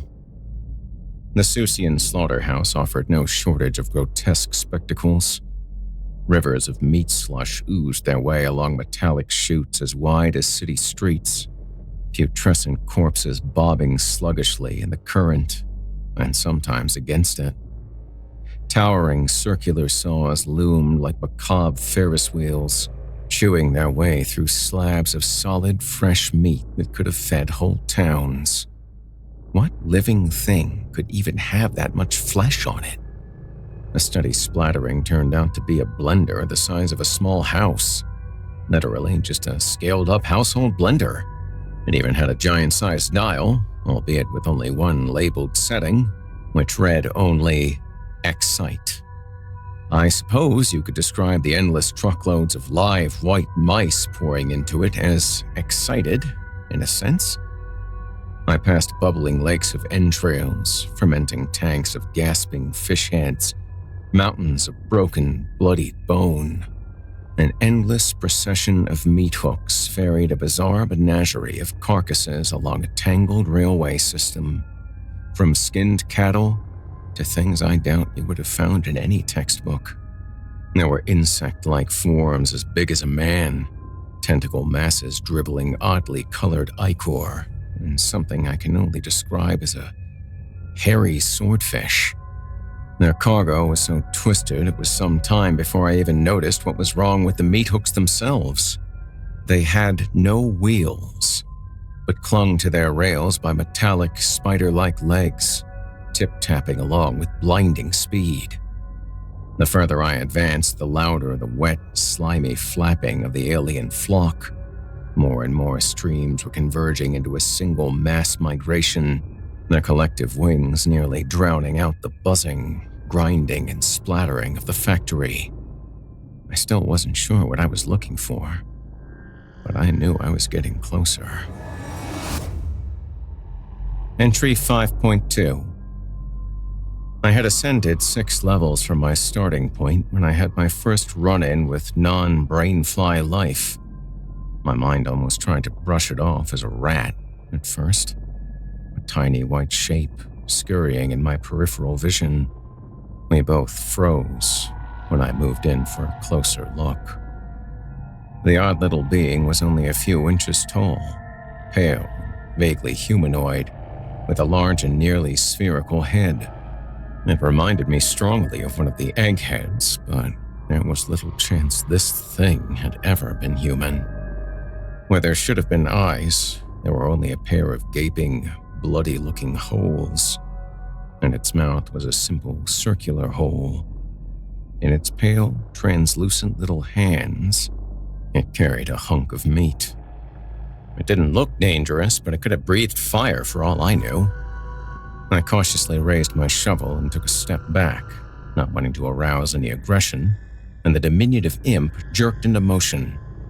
In an instant, it crammed the meat into one of its empty eye holes and took a flying leap off the catwalk, landing with a soft wet splat on a lower level and scampering off into the darkness. From that point on, the tiny creatures seemed to be everywhere. I'd catch them watching me from around corners, or busily snatching scraps of food from the conveyor belts. I suppose the rat comparison wasn't that far off. But if the brain flies flew, and the little goblin things were only vermin, exactly who or what had the catwalks been constructed for? Soon enough, I would get my answer. Entry 5.3. Following the airborne river of winged brains, I was ultimately brought to what seemed at first to be a steel wall, held together with colossal beams and rivets. To either side, it appeared to gradually curve away, the exterior of a roughly circular structure. High above me, my stream of brain flies was pouring through a grated porthole 100 feet wide, gaps just large enough to accommodate their wingspans. I could make out additional portholes to my distant left and right, more slimy flocks streaming in. This had to be it. Home base. The mothership. The catwalk continued through a significantly smaller porthole into something like a vast stadium, distant electric lights confirming a circular shape about a mile across. Its floor was solid, polished concrete, while its ceiling was obscured by a torrential storm of living bodies, dozens of brain-fly streams converging into the open roof of a looming concrete tube at the center of it all. A good 20 stories in height, an eerie green glow poured from the top of the monolithic tower, like some doorway to another realm, a wormhole back to whatever obscene universe the things truly called home. A three-dimensional web of suspended pathways encircled it all, intertwining with a network of immense, grimy pipes a semi could have driven through. It was all so magnificent, so horrific. I almost didn't realize it was still moving forward, my jaw hanging in dumb fascination. Nor did I immediately grasp the significance of a metallic sound from behind me. A sound like a gate being shut. My brain mulled over the thought for a few more moments before I wheeled around in a rush of panic. The tunnel had indeed closed off. The soft roar of the brainfly tornado was joined by a new sound, not unlike the bleating of an alarm bell. And then came the meat. I had the good sense to start moving as soon as the nearest gaping pipe began to shudder and gurgle, trickling a thin stream of red-brown slime for a few moments before finally erupting with a torrent of chunky sludge. All meat. Meat and meat juice. A few yards away, another pipe vomited to life. At first, I thought the intention would be to drown me. I didn't doubt for a second that there was enough meat in the factory plumbing to fill this place completely. but it was quickly apparent that my demise wouldn't be so simple. The meat seemed to spread out much farther than mere gravity would dictate. Wherever I ran, it seemed to flow directly towards me, winding in streams like the pseudopods of an enormous amoeba. Not my imagination. It was the worst-case scenario, but at this point, far from surprising. I had already seen moving, twitching things come out of the takeout windows. Things that couldn't possibly have been alive, but wriggled frantically, even as they were torn apart and devoured by the increasingly fatter, greasier mouths of my neighbors. A chain of green-tinged sausages rose shakily from a nearby heap like an intoxicated cobra. I gagged a little. Emerging mostly from the outer edges of the chamber, the living flesh was forcing me closer towards the tower, where I would have no choice but to ascend the catwalks.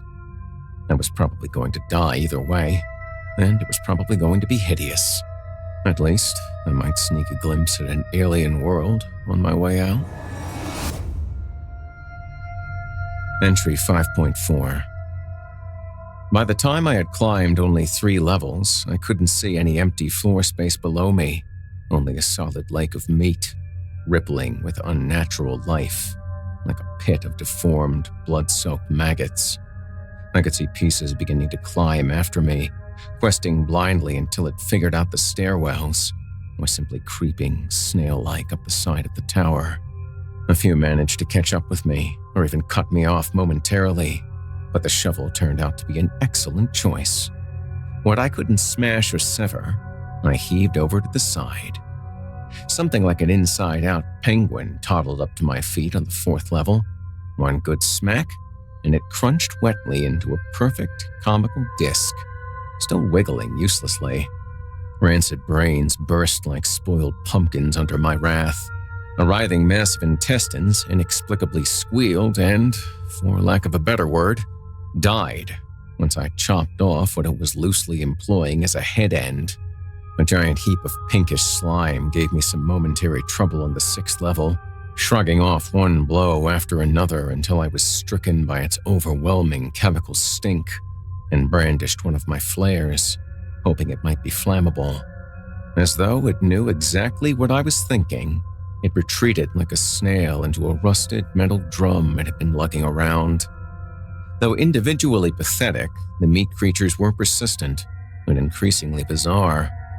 Somewhere on the 8th, possibly 9th level, I turned around to find a big fish head attempting to sneak up behind me, tiptoeing comically on a pair of eerily human, feminine legs. It froze up when I coughed, as though realizing too late that I'd been watching it for a good 4 or 5 of its exaggerated sneaking steps. Some fat, white bug like a woodlouse tumbled out of the fish's mouth, chittered angrily, and fled on its hind legs before I knocked the fish thing over the edge. Huh. The further I progressed, the weirder the things emerging from the factory's plumbing. Things that must have grown and festered far longer in its lightless metal bowels. I could barely liken some of them to any animal or body part. Pustuled yellow tubes looped along like inchworms, and tentacled black blobs floundered like stranded fish in pools of their own yellow-green secretions. I guess I was waging a war against hot dog scraps from Planet X. Entry 5.5. I was beginning to get cocky. No matter how horrendous, every meat beast had an easy weak point. I was increasingly confident I could make it home alive, wondering if perhaps they had only put the world under some sort of hypnotic spell, because we were simply too powerful and too dangerous for them to defend against. I was beginning to feel like a hero after all, like I was living my own video game. This self-important high was cut short on about the 15th level, when the first real wrench was thrown into my hit things with a shovel strategy. The thing blocking my path was not made of meat. Not on the outside, at least. It appeared to be made entirely of iron, rugged and nearly black. A torso like a department store mannequin stood atop 3 jointed, knobbly legs, and its single arm terminated in a pair of jagged tongs, periodically clacking shut. The oversized head resembled some sort of huge pot or boiler, with a pair of cartoonish painted-on eyes. An orange-yellow glow could be seen through its many cracks and vents. I didn't suspect there was much a shovel could do to this one, and it neither backed off nor approached. It simply stood there, waiting, daring me to make a move.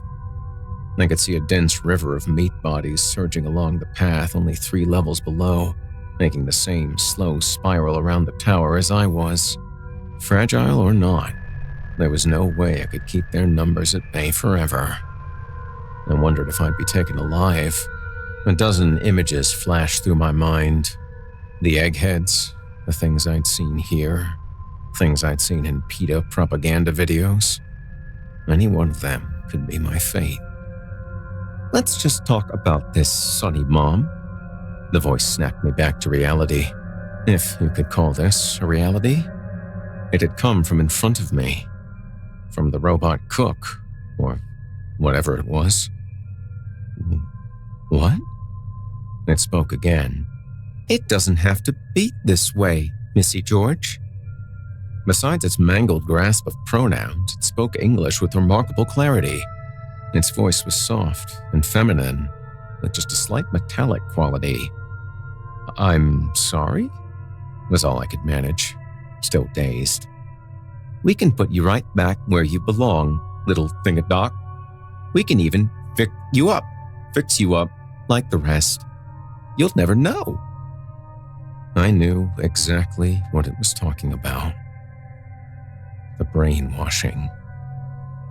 As far as I knew, I was making first contact with a non-human intelligence, and I had a billion questions about what they were doing to us, where they came from, what else was out there in the universe or multiverse or whatever we might be living in. But only one thing actually came out. "Fuck yourselves." It sighed a hollow metal sigh, a little smoke escaping from its face vent. It seemed to sink a little at my response. "If that's how you want it, whatchamacwazzle," was threateningly on its 3 legs, and I realized what it reminded me of. A barbecue grill. In the blink of an eye, its clawed arm shot out and clamped around the handle of my precious shovel, effortlessly tearing it from my grip and dropping it to the walkway. Fuck. It shot out again, and this time got me by the neck. It slammed me to the ground, taking apparent care not to choke me just yet, but at least cause considerable pain. Its legs clanged noisily as it positioned itself directly over me and planted its metal ass directly onto my stomach, pinning me down even tighter.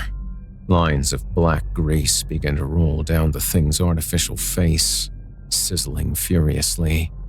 I screamed weakly through the creature's grasp when a single, tiny droplet met the exposed skin of my arm. It felt like being branded. The monster giggled. Tee-hee-hee-hee-hee. It spoke out the laughter like it was reading from a bad script.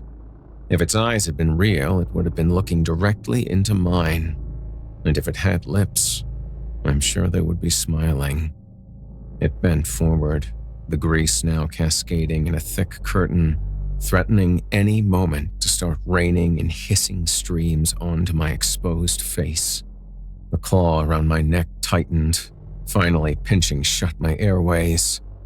It was going to burn my eyes out while it strangled me to death. I let go of the thing's arm to shield my face as best I could, wishing I'd had the foresight to be wearing heavier-grade gloves as I awaited the torrent of boiling grease. The thing's giggling reaching a fever pitch. Hee-hee-hee-hee-hee, ha-ha-ha-ha, hee-hee-hee-hee. Eh? It stopped. The grease didn't come. Removing my hands from my eyes, I saw the monster's head had turned away from me. "You!" it shrieked. I couldn't tell what it was looking at until it unexpectedly loosened its grasp on my neck and lurched to its feet. I could see small white shapes out of the corner of my eyes. Gross, gross, gross. It wailed like a child as the rubbery hobgoblins scrambled up its metal body like boneless gecko lizards. It started to stumble about, trying its best to pick off the teeming pests with its single arm, but they slipped through the claw like jelly. I wasn't sure how long it would be distracted, and I dove for my shovel before teetering painfully to my feet. I could see the swelling legion of meat just one level below. Vile things! Vile! They're in my vents! I was almost too fascinated to act. The hobgoblins had pried the lid off that rusty grill head, exposing an oily, blackened little form underneath. It was too tangled and burnt to make out, but I could see various limbs waving frantically to keep the gremlin things at bay. I raised the shovel, prepared to strike. All at once, the little creatures snapped their heads in my direction and dropped like flies from the metal being, falling to the path and scattering out of sight. The grill face, too, turned towards me. Thank you. You have no idea what... I let out a berserker howl as I brought down the shovel squarely on that black, twitching body, splatting it with a wet crunch and a deafening bang against the white-hot grill it rested upon. The metal construct stood still and silent for several agonizing moments before it finally began to pitch backward, creaking like a rusty door before banging to the ground. Dead or asleep or whatever the shit I just did. I prodded it a few times before cautiously stepping around it and continuing up. Something didn't want me to reach the top, and I felt pretty good about that. Entry 5.6. The rest of my climb was relatively uneventful, broken only by the odd hot dog squid or scuttling pork ribs. It was a full 23 flights up that I was at last roughly level with the top of the tower, the walkway branching around it in a perfect wall-to-wall spider's web. Up close, the sight of the brainflies was more awesome and more hideous than I could have imagined. Bathed in that alien light, a roaring funnel of unearthly life was almost too beautiful to have burst its way from formerly human skulls. The death toll they represented must have been staggering. The terrible beauty rather harshly clashed with the figure standing a few yards ahead on a raised rectangular platform, back turned towards me as it overlooked the tower and appeared to fidget with a large control console. I blinked hard, trying to register its strangely familiar shape. It had no apparent head or neck, its body only a broad, rounded mass, like a squashed barrel. A pair of dark, mushy limbs extended from its sides. A white object bobbled around on its upper surface. I did not want to accept what I was looking at. It was too much. Even now, it was just fucking stupid. It was a hamburger in a chef's hat, just like the logo. If I could sneak up on it, I could plunge my mighty blade straight down into its big, stupid bread head. There was no way it could hear me coming above the teeming bugs. I took my first cautious step. It whirled around. Oh, fuck. For a long time, we just stared at one another. The rancid-looking beast regarded me with bulging, bloodshot eyes the size of soccer balls, oozing and twitching as it looked me up and down. I didn't know what else to do. What was going to finally break the staring contest? I lowered my shovel and raised a hand in greeting. Hello?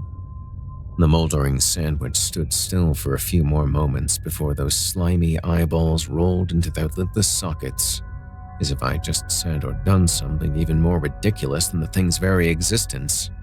I almost began stammering a follow-up statement when one of its slimy appendages suddenly reached for a huge, bright red switch on its console and nonchalantly pressed it. It raised one sludgy beef hand and gave a sort of toodaloo finger wave as its entire platform abruptly plunged through the floor and disappeared out of sight. The elevator shaft sealed off behind it, and moments later, the catwalks began to flood with activity. Entry 5.7. From somewhere on the opposite side of that glowing flying brain tornado came dozens of new shapes. Meat beings were pouring from some unseen new opening, already looking larger and meaner than any of the oozing rejects I'd been mowing down. I didn't suppose my little gremlin friends were waiting nearby with any flamethrowers. The first thing to reach me was a squiggly, bear-sized yellow mass of soft, tangled limbs, rolling along at a seemingly abnormal speed. It looked almost like an octopus, until a long neck snaked out from its warty folds, snapping at me with an orange beak, like a giant boneless chicken. Oh, why was this my life? With a surge of contemptuous bloodlust, I hacked mercilessly into the abominable thing long after it had ceased moving, only for something else to whistle just over my head. I spun around in the shredded remnants of the octobird, coming face to featureless doll crotch with a pair of skinned legs, 6 feet high and fused at the hips. I staggered back, foolishly slipping in the scattered chicken guts, and landed flat on my back. The legs terminated in needle-sharp lances of bone, precariously balancing on the metal mesh of the walkway. They raised one wicked lance into the air again, aiming straight for my eyes, and it was a miracle I put the shovel between us quickly enough. The leg seemed to momentarily vanish with the speed of its strike. It took a moment to regain its balance as it bounced off the shovel, the thin tip of its bone holding up distressingly well. I barely managed to sit upright as it took a stab for my heart, and I scrambled to my feet just in time to deflect the third strike. Enraged, I swung the shovel like a barbarian's axe, and the legs toppled. While they flailed over the guardrails, I could swear to God I heard them utter a soft, high-pitched, "Uh-oh." From another direction came a throbbing heart the size of a small car, ambling along on its branching veins, an equally gigantic steak knife protruding from its center like a metallic snout. It reared back, raising itself a full 8 feet on its tendrils, and let out a high-pitched, rat-like squeak. Nope. I attempted to flee down another branch of the metal web, but my course was soon interrupted by a clattering scarecrow-like assemblage of bone shards and flimsy sinew, chattering its many fractured dog-like skulls as it swung a large, saw-toothed jawbone at my stomach. I struck back with my own weapon, its skull splintering even further beyond recognition. My adrenaline was surging. As single-minded as the gore-faced hordes themselves, I demolished one twisted child of Satan's deli after another.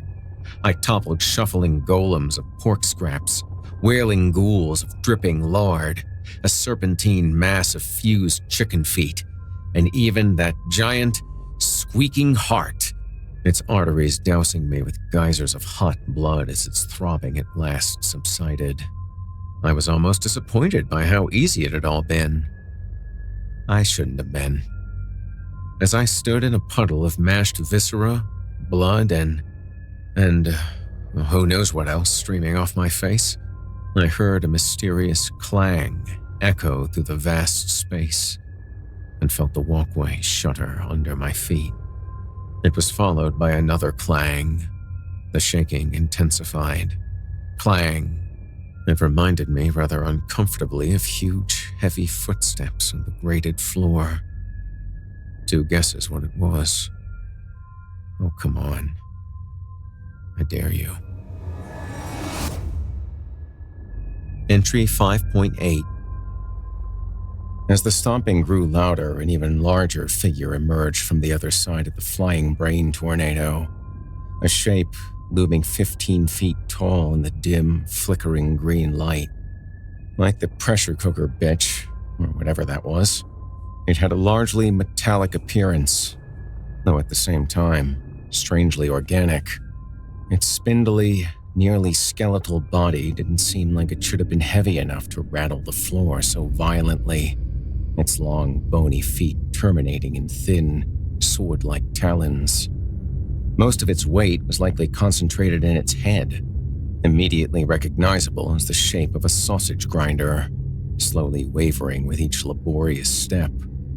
A pair of slimy eyeballs like the Burger Man's stared down at me from one side of this huge contraption, and where there should have been a handle was only a black, skeletal arm, ending in another of those white cartoon gloves. Its worst characteristic by far was the way it breathed. A hollow, metallic wheeze of increasing speed and intensity, the panting of some starving dog who just caught a whiff of fresh roadkill. It stepped without effort from one catwalk to another, like a spider scrambling in slow motion along the strands of its web. And as it drew closer, something unimaginably worse began to happen. The meat. All the meat I had just slaughtered for at least its second time was beginning to move once more. As one, the mutilated horrors around me began to writhe, stumble, and drag themselves towards the grinder-headed giant, whose single arm shot out the moment one groping, rolling pile of giblets came within its impressive reach. It lifted the shining, sticky mass up to the filth-caked funnel on the top of its grinder head and dropped it straight in. It continued to stomp its way in my general direction, scooping up more monsters and dumping them into its upper orifice until they were nearly spilling over the sides, a churning bathtub full of flesh and innards. The thing was slow, but as I ran from one end of the spider's web to the next, I found every possible exit sealed tight, and by now, the meat, rising from below, had almost reached my level. There was no way out. There was nothing to fight. I could only keep running. I turned to look back at the grinder being, still ponderously but relentlessly pursuing me in a straight line as I was forced to zigzag. It snatched up the last straggling monster, some sort of spider-legged white pod resembling nothing I really recognized, and dumped it in with the rest. Without slowing down, the monster clenched its now blood-soaked glove and began spinning its entire arm in its socket. Around and around with a ratchet-like noise, the collected mutants churning and twisting as they were sucked deeper into the grinder.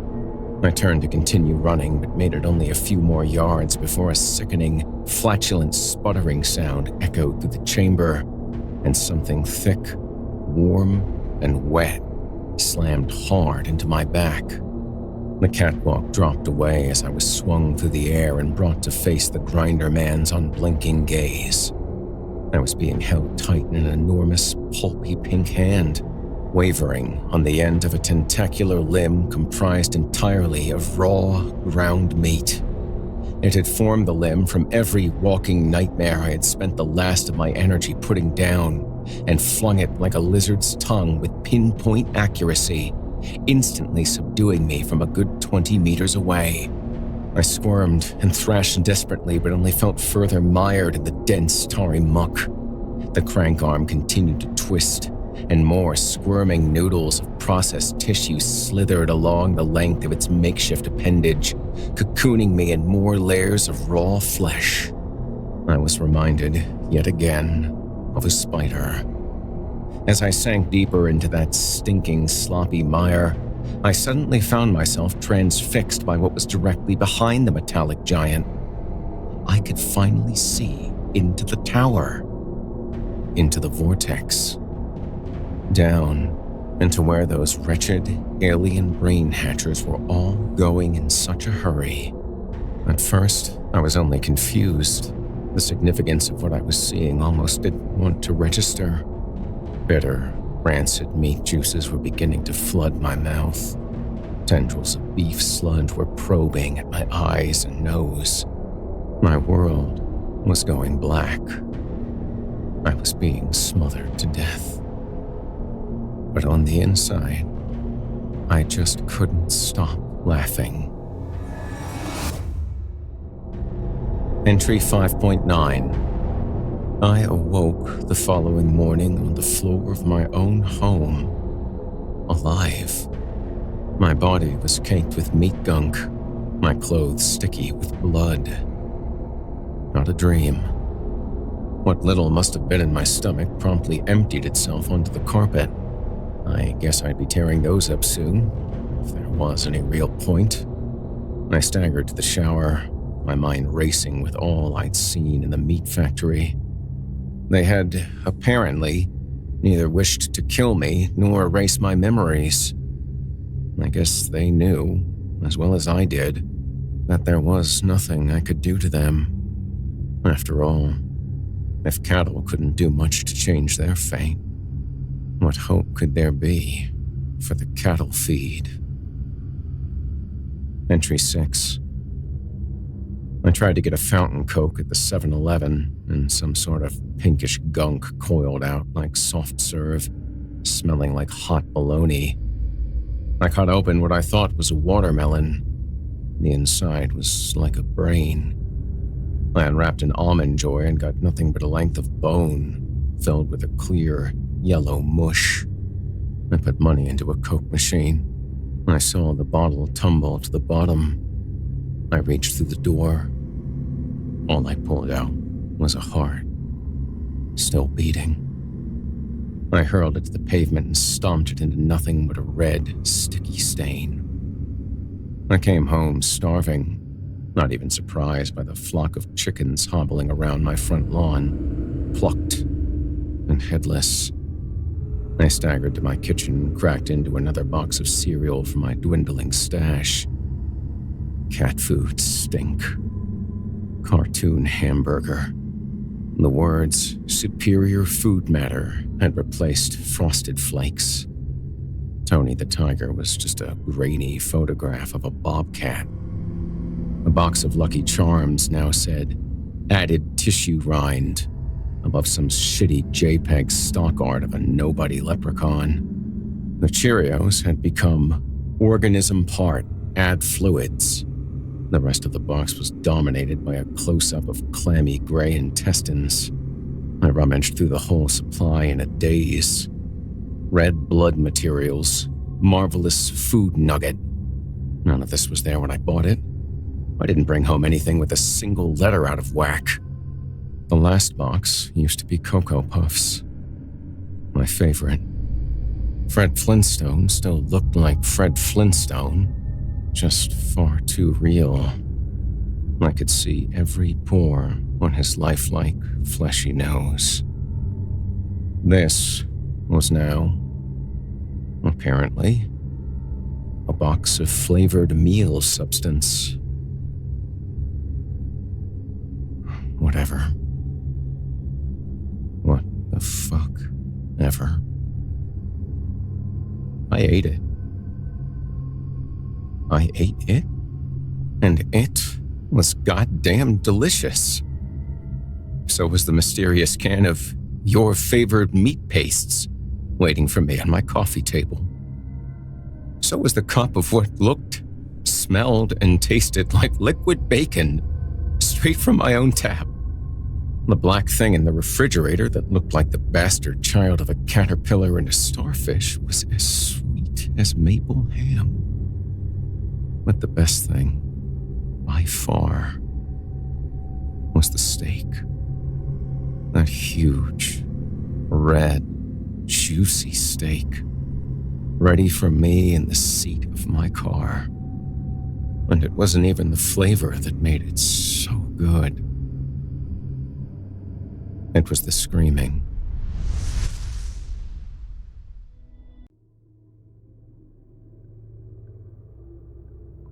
Day 187. Suzanne darted from the predators, stalking her like a terrified rabbit. Her heart pounded, and her calf and thigh muscles burned as she approached the small town, heading for the gap between two ramshackle buildings. She could see a parked car, both doors ajar. She couldn't help but laugh, a childhood memory bubbling up, asking her mother, "Why does the car think the door is ajar?" when their 87 Chrysler's electronic voice alert would inform them their doors weren't fully closed. The absurdity of random useless memories from the before times, in now all too common moments of insane peril, helped keep her grounded and sane. The memory even brought a smile to her face, her thumb instinctively finding her mother's ruby ring even as she ran. It had been passed down to her when she left for her freshman year at university. She snapped out of her reverie before thoughts of her mother's unknown fate could surface and sap her of the motivation to keep running, to keep living.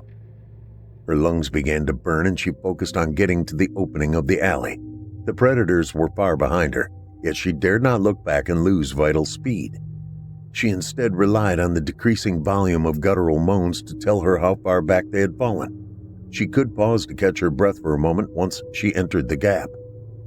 Making it between the two buildings, she flattened herself against the rough brick exterior, noticing a door a few steps farther down. Suzanne gave herself a moment to close her eyes and take a breath as her ears strained to listen to the group slouching toward her. Slowly, keeping her back pressed against the wall, she sidestepped toward the door. Once she was leaning against it, she tried the knob. It was locked. She sighed. From what little of it she saw, it was a good shelter. Cinder block on the back and sides, brick on the front, windows boarded up. She shook her head. "Probably full of stiffs," she whispered as she heard the knob being manipulated on the inside. "Good thing the door's locked." She had yet to encounter one of them that could work a doorknob. She scanned the abandoned street. Several buildings had burned down, probably in the insanity that followed the first reports from the morgues. There was one other structure that looked promising that she could make a break for. Thankful for the speed and endurance that came from playing soccer on her college team, she took one more deep breath, about to push away from the wall to sprint back across the street. But the door opened suddenly and she fell back against a solid body. She was about to scream when a gloved hand covered her mouth. An arm wrapped around her waist and pulled her into the building. The door was kicked shut by a foot and leg sporting a cowboy boot and jeans. "Don't scream and I'll let you go." The man's whisper was calm and the hand across her mouth began to loosen. "I need to secure the door." He released her and stepped toward the fatal passageway to quietly shut and lock the door. He turned to her and raised a finger to his lips as he crept deeper into the building. Suzanne shook her head, clearing the jangle of what had just happened. She took in the interior of the building once her eyes adjusted to the dark shadows. It looked like some sort of government facility. The man's dark shape disappeared through a door, and the sound of them banging against the boarded-up windows convinced her to follow him. She found him beside a desk, his feet up as he poured a glass of some sort of whiskey. The nameplate next to his feet read, "Toby Kammer, Chief of Police." She noticed him looking her up and down, no menace in his eyes. She turned away out of disinterest. "Don't worry about the door, they're not smart enough to pick a lock." He took a sip. "Name's Jericho. Feel free to pour yourself a finger or two. Or if you don't want to drink, there's water in the mini fridge." "You have cold water?" Suzanne asked incredulously. She was at the fridge in a split second, pulling out a refreshingly cold bottle. "Yep. We got a grant to go solar before the troubles began. Panels are on the roof and batteries are on the inside. Didn't want the police station with the town's only jail to have the power cut. We were a mostly peaceful town, but we had our share of bad apples. We learned that the hard way in the 90s when the city hall was burned down." She took a seat across the table from him. "Is Jericho your middle name?" "Nope. The desk ain't mine. Toby was my boss before all—" He waved a hand nebulously toward the exterior door. "This happened. I was a sergeant in the police department, so I don't think he'd mind me setting up shop in his office." He fell silent for a moment, the 1,000-yard stare so common for survivors clouding over his eyes. "Well, maybe the feet up on his desk." Jericho forced a smile. He'd been an Army Ranger or something, and a real hard-ass for decorum. Suzanne leaned back in her chair and sipped the water, letting the cold refresh her. It was nice to have a moment where life seemed like it was in the before times. Still, she couldn't let her guard down too much. "You haven't asked my name yet. Why?" A sentiment expressed by one of her history professors had started to echo in her mind as she faced Jericho. Names give manipulators power. Remaining nameless keeps others dehumanized. Well, I figured you'd tell me in your own time if you stayed, or if you left after the horde passed, it wouldn't matter. So, I can walk out of here whenever I want? Jericho nodded. Yes, ma'am. As if in answer, there was an aggressive thump against the window. I would recommend you wait an hour or two, though. She laughed and he grinned. She looked at the pictures on the wall. So, this is Bourbon. This made Jericho's eyebrows shoot up. You know about us? We were trying to get here. Zach grew up here and said that if we got to Bourbon, we'd be safe. Jericho's face took on a hopeful appearance. Zach Brewer? Did you go to SLU with him? He leaned forward. Where is he? The last question made her wince. He settled back into his chair, his shoulders slumping. He's dead, isn't he? Suzanne nodded and wiped a tear from her eye. Were you dating? She nodded again, the dam bursting with no warning. She buried her face in her hands and let herself really cry, perhaps for the first time since he died. Jericho stood to pull his chair close to hers and wrap an arm around her as he wiped a few tears of his own. Jericho showed her a cell he had converted into a bedroom, a queen-size mattress with mismatched sheets on the floor. These were just holding cells, so I had to scrounge for a mattress. There's a couch in Chief's office, but I can haul the mattress in if you want. The door locks from the inside. I totally understand if you don't want to sleep in a jail cell, especially a few feet away from a man you just met. Jericho fidgeted nervously. I clearly didn't expect guests. Oh, we've also got a couple of cots in the back. Suzanne studied the area. 4 small holding cells, each with their door chained and padlocked open, had been turned into living spaces. You'd let me have that? While you sleep on a cot? Jericho nodded. Thank you for the kindness, but I can sleep in the office without a mattress for the time being. The couch will be just fine. She eyed the thick metal door to the holding cell area and the heavy-duty locks on it. He nodded. If you stay, you can have one of the cells to set up as your own. I've been thinking of getting some lumber and sheetrock and making legit walls. Having a roommate will get me off my lazy ass to actually do it. But like I said, you can stay or go. I'm not going to force you either way. But it is nice to meet someone else who knew Zach. I guess you grew up with him? I did. Jericho sat on the bed. He was a nerd and I was a jock. But in a small town like Bourbon, cliques just kind of blend together. He went to junior college before doing 4 years in the Air Force to pay for SLU, if I remember correctly. I went into law enforcement. Last time I saw him was Christmas. He didn't mention you, though. Suzanne leaned against a cell door. Well, we weren't dating. I'd lost my boyfriend in the beginning. He was the first in our group to turn. She wiped away another tear. We were really good friends. Inseparable, really. I'm from New Jersey, but when the virus hit, I was trapped in St. Louis. I could feel something starting to build between us, but I think he was giving me space to grieve my boyfriend. Then one night it happened. It? Jericho tried to suppress a grin. Pervert? She said with a smile and a blush. But yes, we just looked at each other and went for it. No words. Just a few hours of literally screwing like we were literally the last people on Earth. Hours? Jericho chuckled. Zach, you old stud. Yes, he was. Suzanne grinned. After that, he was mine and I was his. There was no way it could be a simple life, even then. It was primal. We survived by scrounging for food when it was safe to do so, but after a few months, we decided it was time to leave the city.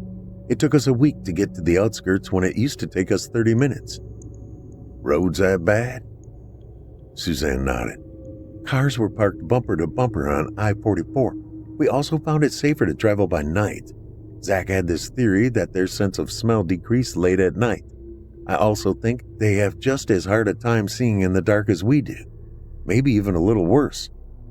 Ever look into their eyes? Jericho shook his head. I haven't gotten that close to them. I have. and every one of them seems to have a haze in front of their pupils. She shivered. I don't think their hearing is all that great either. Unless they're fresh, there's always an ooze seeping from their ears. But I'm not a biologist. She looked down at her second bottle of water. Zach was the scientist. What happened to him? Suzanne sighed. It was this side of Sullivan. He said we were close, 20 minutes from the center of town if we ran, but it was too close to sunup. We found an abandoned house to hole up in during the day and get some sleep. We'd gotten pretty good at picking good hidey holes, as he called them, but the excitement of being so close must have gotten to us. We didn't secure the house good enough. They got in somehow, and we woke to the sound of shuffling. He yelled at me to run, and then he just charged them. Suzanne put her head in her hands, and sobs once more took over her body. Jericho, too, shed more tears for his friend. After a few long moments of letting the grief out, she continued. It was only yesterday morning. I spent the rest of the day hiding, and then last night making my way down the service road, avoiding random small herds of the bastards. One group caught my scent this morning right after I made it to the city limit sign and chased me here. Fucking bastards. Jericho shook his head. I know they used to be human, and many of them used to be my... His voice trailed off. It was her turn to be comforting. She placed a hand on Jericho's shoulder and just let the silence ease the pain. Eventually, her stomach rumbled with hunger. He patted her hand and stood. Why don't you try and relax? I'll cook us some lunch. Exhaustion and hunger were starting to creep up on her. While she could not be sure Jericho was the Good Samaritan he came off as, she couldn't care once she stretched out on the sofa in the former police chief's office. She fidgeted with her ring as sleep overtook her. Fire rained from the sky as the earth shook under her feet. She was screaming through a window at a man 100 yards away. He was pushing a boat into turquoise waters that were rapidly turning gray as something dark fell from the sky. He stopped his chore and turned to her. Just before she could see his face, a black cloud filled her vision. She began to choke as she felt an intense heat start to melt her flesh. Hey, wake up, a masculine voice said, gently nudging Suzanne awake. Zach? No. A pause. Sorry. This startled her awake. Who? Where? She asked as she scanned her surroundings. Forget me already? Jericho asked, holding 2 plates of food. She could see the steam rising from a hot dog on a bun and some macaroni and cheese. Sorry, I haven't slept that deeply in a while. She took the plate he offered her. The way you were whimpering, it sounded like one hell of a dream. He plopped down in the desk chair and started eating his hot dog. Yeah. She brushed her hair from her face and picked up the hot dog. Just a nightmare I've had since I was a child.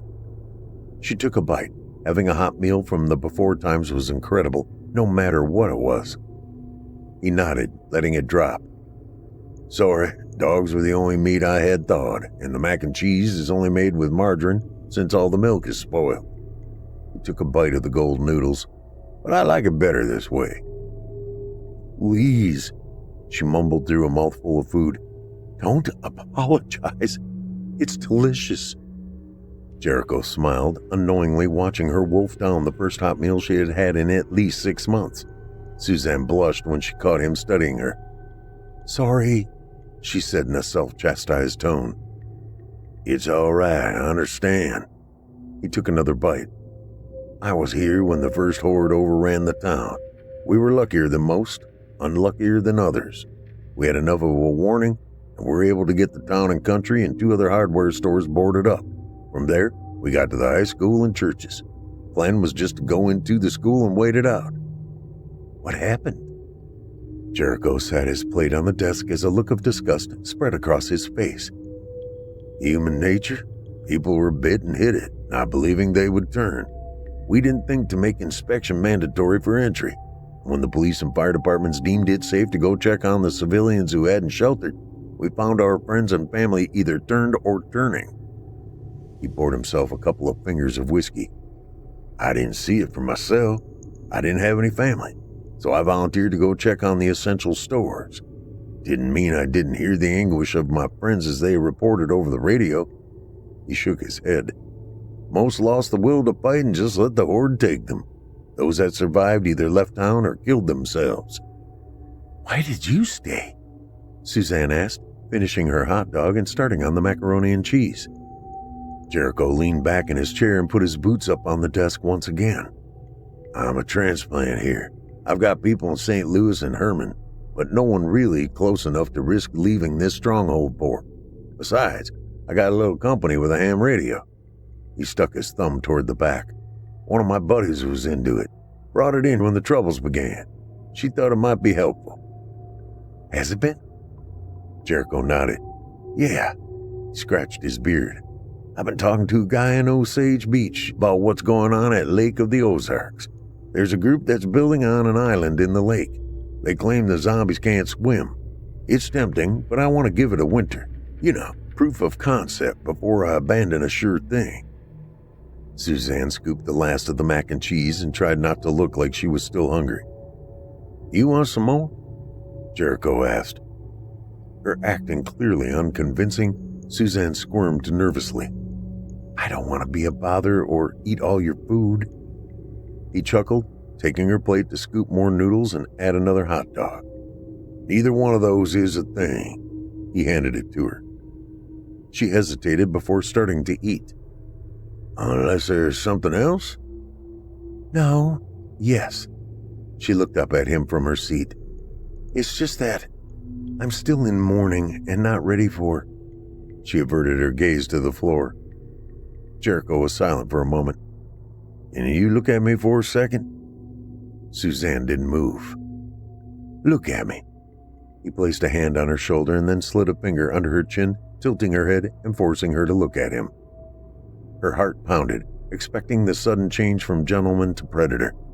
But when she did look, she thought his eyes seemed kind and gentle, and it put her slightly at ease. You're safe. I'm not going to try anything with you. You're Zach's, Jericho faltered. I don't have any expectations of anything. I think people have to learn to be good to one another if we're going to survive this. So rest up. Get some food in your belly. If you want, take a few days to decide if you'll stay or go. If you stay, you can just help me scrounge and keep up the place. He turned and left her to eat her fill in peace. Day 193. It was nice not being alone, although he had given her space. Even more, there were little things like warm showers and hot food. For the first 3 days, she stayed inside, enjoying the security afforded by the converted police station. Around the 4th day, she awoke with the urge to explore the town that had made the last man she loved. Jericho was taking her on a quick raid of the town and country supermarket about a half-mile away. He holstered a small handgun that looked like a prop out of a bad sci-fi movie before grabbing a bow and a quiver of arrows. With all the guns in the police station, she asked, why a bow and arrows? It's quiet. Also, the pistol is a .22 Magnum. That's in case they get close. Their skulls have gotten softer, so I don't need as much power to scramble their brains, and less noise means fewer can find us. Do I get one? Do you know how to shoot either? No. If you've survived this long without one, there's no reason to give you a weapon until you're proficient with it. She nodded in silent assent. Also, Jericho continued, don't speak unless absolutely necessary. 15 minutes and they were in the supermarket. The place stunk of spoiled food. The undead had been there and devoured much of the meat, leaving the heavy stench of decaying fruits and vegetables. They filled backpacks with canned goods, boxed dinners, and raided the cracker and cookie aisle. Leaving the store, Jericho led her to the general store next door. The sign above the door read, Bourbon Family Center. She was drawn to the center aisle with the remains of what had once been shelves stocked full of candy. When she and Zach got away from St. Louis, there was a lot left. They had noticed that the small towns had better survived the havoc of the initial short-lived panic that had gripped humanity. She smiled, thinking of an 8-year-old Zach rummaging through the massive selection. Her fingers lingered on a box of Nerds, which had been his favorite. She slipped the box into her pocket. Her attention was grabbed by the liquor area to her left. The coolers had gone out, so the beer had cycled from cold to warm. She ogled the wine and spirits. She wondered if Jericho would mind if she took some since she was only 19, though he had offered her whiskey when they first met. She slipped a bottle of cheap rum into her backpack. If he was cool, she'd be back for the good stuff. From there, she explored the rest of the store. In the toy section, she found some Star Wars action figures in a clearance bin. Picking up a Princess Leia, she wondered if Zach had once held it. Then, she wondered if his mom wouldn't buy it for him and made him put it back. She put it back. She eventually made her way to the sporting goods area where she found Jericho behind the counter. A youth compound bow laid above him as he rummaged in the once locked case and pulled out a small black plastic box. He put the box in her backpack, and she heard him chuckle as it clinked against the bottle of rum. He then handed her the bow and motioned to her to follow him out of the store. Once back in the police station, he grabbed the bottle of rum from her backpack and disappeared into the chief's office.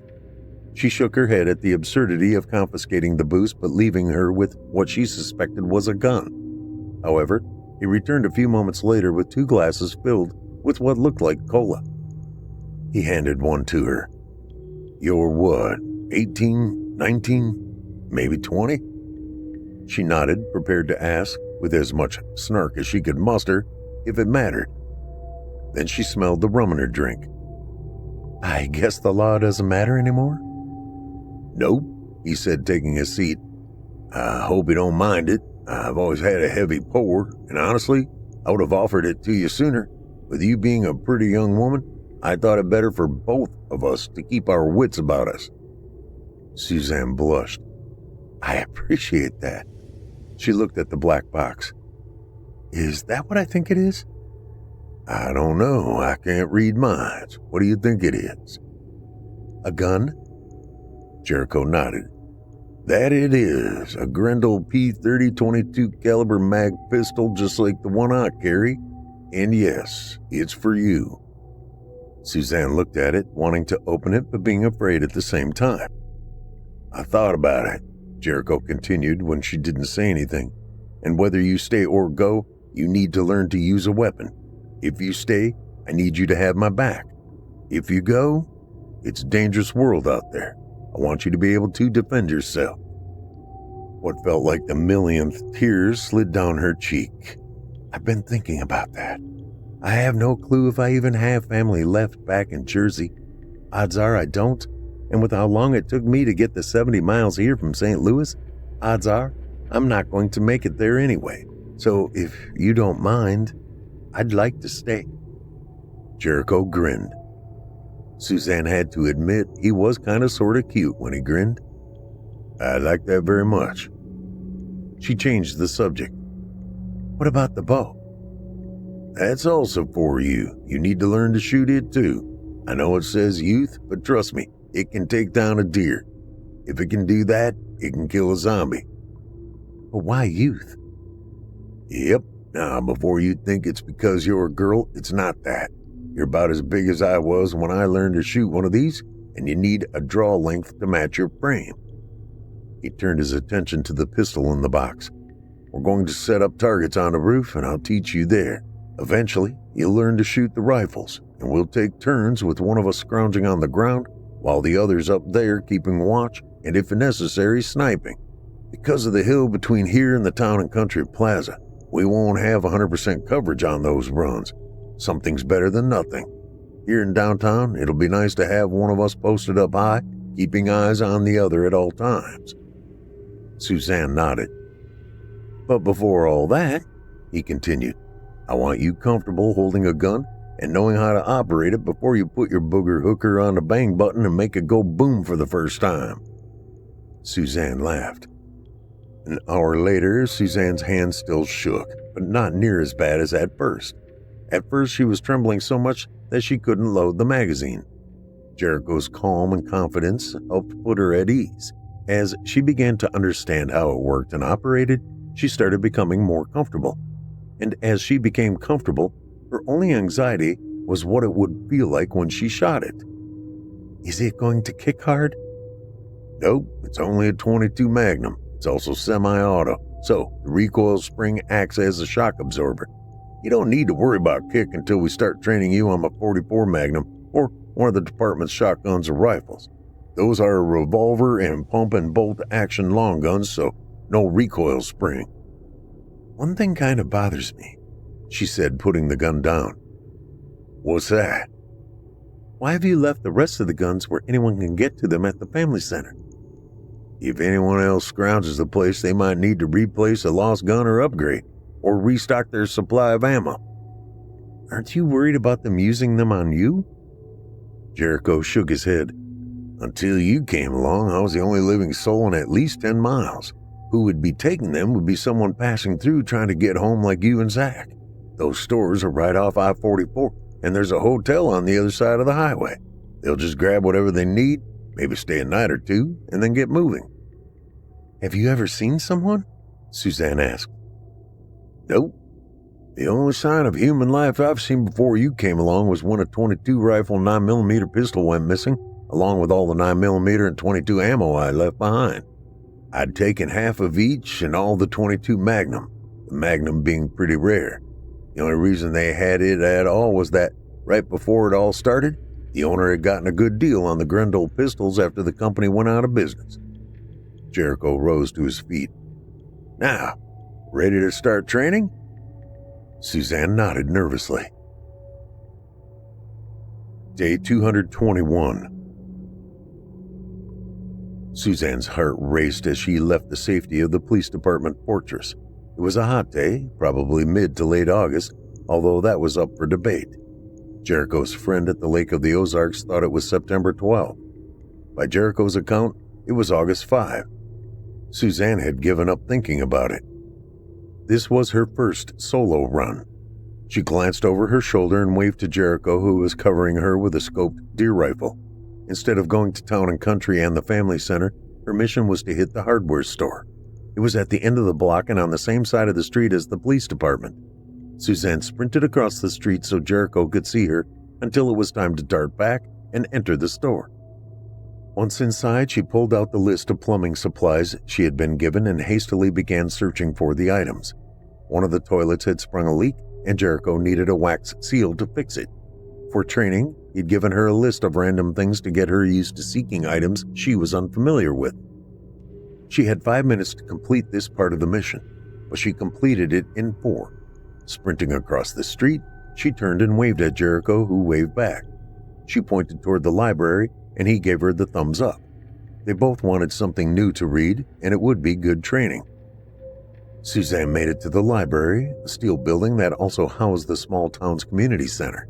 She was pleasantly surprised the space was reasonably untouched, although Jericho had said most people holed up in their homes when news of the infection spread. She looked through a pile of new arrivals, 2 books catching her eye: The Glass Witch by Sarah Retrozin and Eli Pope's The Judgment Game. She stuffed them in her backpack and dug through the pile some more, finding what looked like something Jericho would read: The Accursed Huntsman by Douglas Hoover. She had stuffed it in her bag and was headed for the door when she heard the shuffling. Coming out of the bathroom closest to the exit was the shambling corpse of a man. His cloudy eyes locked on her, and an excited rattle escaped his lips as he started toward her. She darted past him, his greasy fingers reaching for her and grazing the skin under her t-shirt sleeve. She tried to ignore the slimy wetness he left behind as she burst out the door. "Fuck!" she screamed as a group of the dead appeared from a wooded area behind the building that blocked Jericho's view. She was fast, but so were they. They looked younger, perhaps teenagers who snuck out to be with friends instead of family. Suzanne might have had a chance of outrunning them, but they were moving on an intercept course toward her. She would have to be agile as well as fast. When the first was 20 feet from her, a gunshot rang out and the creature's head exploded, the bullet hitting the pavement right behind her. Her flight instinct was the only thing that stopped her from freezing at the realization she was in the line of fire. The roar of his rifle and the sight of another head exploding propelled her to go faster. As Suzanne began sprinting, so did the remaining 3 zombies. Jericho was able to dispatch 2 of them. The third was directly behind her, and she could feel its dead hand brushing her clothes and her hair. She could hear its wheezing breath as it kept up with her. She looked up at Jericho, all focused behind the scope of his rifle, but she knew he couldn't get a clean shot. The hand found her shoulder and gripped it hard. The wheezing momentarily changed pitch, and it almost sounded celebratory. Suzanne slowed and bowed her head as she felt its unsteady breath on her shoulder. She started to bawl as she surrendered to her fate. She did not hear the gunshot, only felt the bullet whiz past her ear before making a disgusting but primally satisfying squelching noise as her attacker's head exploded, splattering her back with its decaying ichor. The grip on her shoulder loosened as the corpse fell dead for the second time. Suzanne slowed to a stop as shock took over. She stood still. Her eyes half-heartedly tracked Jericho scrambling down off the roof and sprinting to her, grabbing her and pulling her toward the police station. Then she was inside, still standing in stunned silence as he yelled at her to get her attention. She finally began to come to her senses. She was alive. Jericho had saved her life. She stepped toward him. As she drew near, he reached for the backpack and started to check her for injury. Grabbing him, she ignored how his eyes went wide with shock and then fear. As he reached for a handgun, she pulled him to her chest, pressing her lips to his and kissing him wildly. It was animalistic. She heard the sound of the pistol clattering to the floor as he kissed her back, wrapping his arms around her. They kissed for a few minutes before she broke it and, still in his embrace, lifted her shirt up and off. She wore no bra. "Fuck me," Suzanne said as she kicked off her shoes. "Yes, ma'am," he said, lifting her off her feet and kissing her before carrying her to a renovated jail cell as romantically as possible. They lay in bed naked, his arm holding her close as her head rested on his chest. They had crossed a line that they both knew they would cross eventually. Still, that hadn't alleviated the gravity of the moment. "I'm not a slut," Suzanne said to herself as much as to him. "I don't think you're one." Jericho placed a soft kiss on her forehead. "You're the third man I've slept with in almost as many months." "Was your boyfriend before Zach your first?" Jericho asked. "Yes," she said, still unable to look him in the eyes. "It seems so far in the past now. Things were still mostly working when Greg turned. We had power. The TV got one channel, and if the weather was just right, we got this guy running a radio station." She chuckled. "Now that feels like another life." She could feel him nod in agreement. "Yeah, it feels like I've got someone else's memories when I think back to the before times," Jericho echoed. "Now everything is different. We're not on top of the food chain. There's a fate worse than death, and now relationships seem more important. Not specific ones, but having them. When I was in the Air Force, I would form intense bonds with people only to have them broken when it was time to go to a new base or a deployment ended. The people changed, but having new people to share the hardship with taught me to form new bonds. And fast." Suzanne fell silent, pondering his words. "We could end up being the last people on Earth." Jericho pulled her close to him and went to kiss the top of her head, but thought better of it seeing the zombies' gore matting her hair. "We'd be the modern-day Adam and Eve, and I'd be thankful to have you here with me so I didn't have to live out the rest of my life alone." Suzanne shuddered. "That sounds horrible. I couldn't imagine being the only human left. I think I'd just—" "Me too," he said as an awkward silence filled the room. "Listen, today when that zombie almost got you," Jericho sniffled, "I had to make a choice. If I didn't get the shot—" "It's okay," Suzanne said softly. "I would have shot you. I will never let you suffer, and if you're ever in that situation, don't hesitate to take the shot. Please." "Please." Suzanne buried her face in his chest. "I don't want to think about it." "Okay, just keep it in mind." She changed the subject. "I'm probably pretty gross right now. Want to take a shower?" She grinned. "Like a couple's shower?" "Something like that." "I'd love to." He leaned in for a kiss before lifting her and carrying her to the station's locker room. Day 415. The diamond ring on Suzanne's left ring finger kept drawing her attention from the direction of town and country. It brought a smile to her face as she thought about the man, her man, who would be returning from his grocery run any moment. While marriage was an artifact from the before times, it didn't matter. The ring had been a family heirloom from Jericho's maternal grandmother, something he had held on to in memory of all those he had lost. She was anxious for his return. It was time for her to tell him, she had decided, about the weight she was putting on, about why she was taking longer than normal in the bathroom in the morning, about how, even with limited options, there was certain food she began avoiding even the smell of. The thought of a pregnancy excited and petrified her. She'd be carrying and delivering the child without medical care or family support beyond Jericho. She distracted herself from the worry and went back to watching for him to return. There had been an influx of zombies shambling through town, and Jericho wanted to stock up on supplies. He had seen herds move through town, and that kept them locked inside the station for several days, so they needed to make sure there was enough food and other necessities. She had a sneaking suspicion that he knew she carried his child. A wave of nausea made her scramble for the bucket she had carried up with her. She retched into it, the smell only making her puke more. "Suzanne!" Jericho's voice rose from the other side of the hill, blocking her view of the town and country plaza. She pulled herself away from the bucket to see him running toward the station. "Suzanne! Shoot them!" he screamed in a panic. "Shoot me a path!" She moved back toward the sniper nest and, gripping the rifle, looked over the edge. He was on the opposite side of the road, and zombies had shuffled out from behind the police station while she was lost in thought. They had moved to block his path, and another group had come out from the neighboring building. He was trapped. She shouldered the rifle, and her vision tunneled as she aligned the scope's crosshairs on what had once been a woman. She took a breath. After exhaling, but before she inhaled again, Suzanne squeezed the trigger. She barely registered the exploding head before she continued picking off the undead. "Yes, way to go!" Jericho screamed. Suzanne did not have time to celebrate.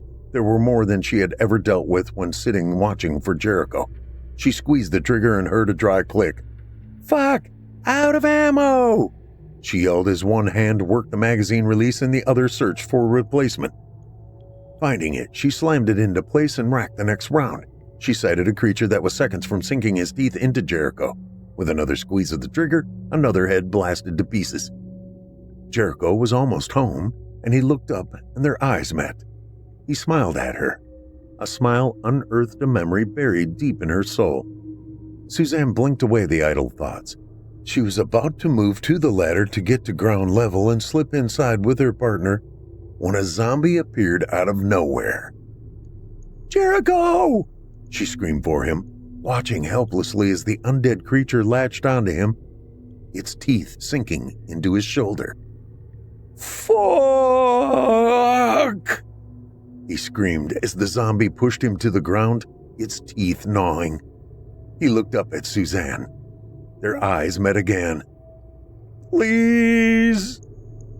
Tears began to flow as she once more shouldered the rifle and took aim, this time at the last man she would ever love. She saw his face contorted in pain, pleading with her. She closed her eyes and inhaled deeply, opening them as she exhaled. The crosshairs, still square on his forehead, she pulled the trigger.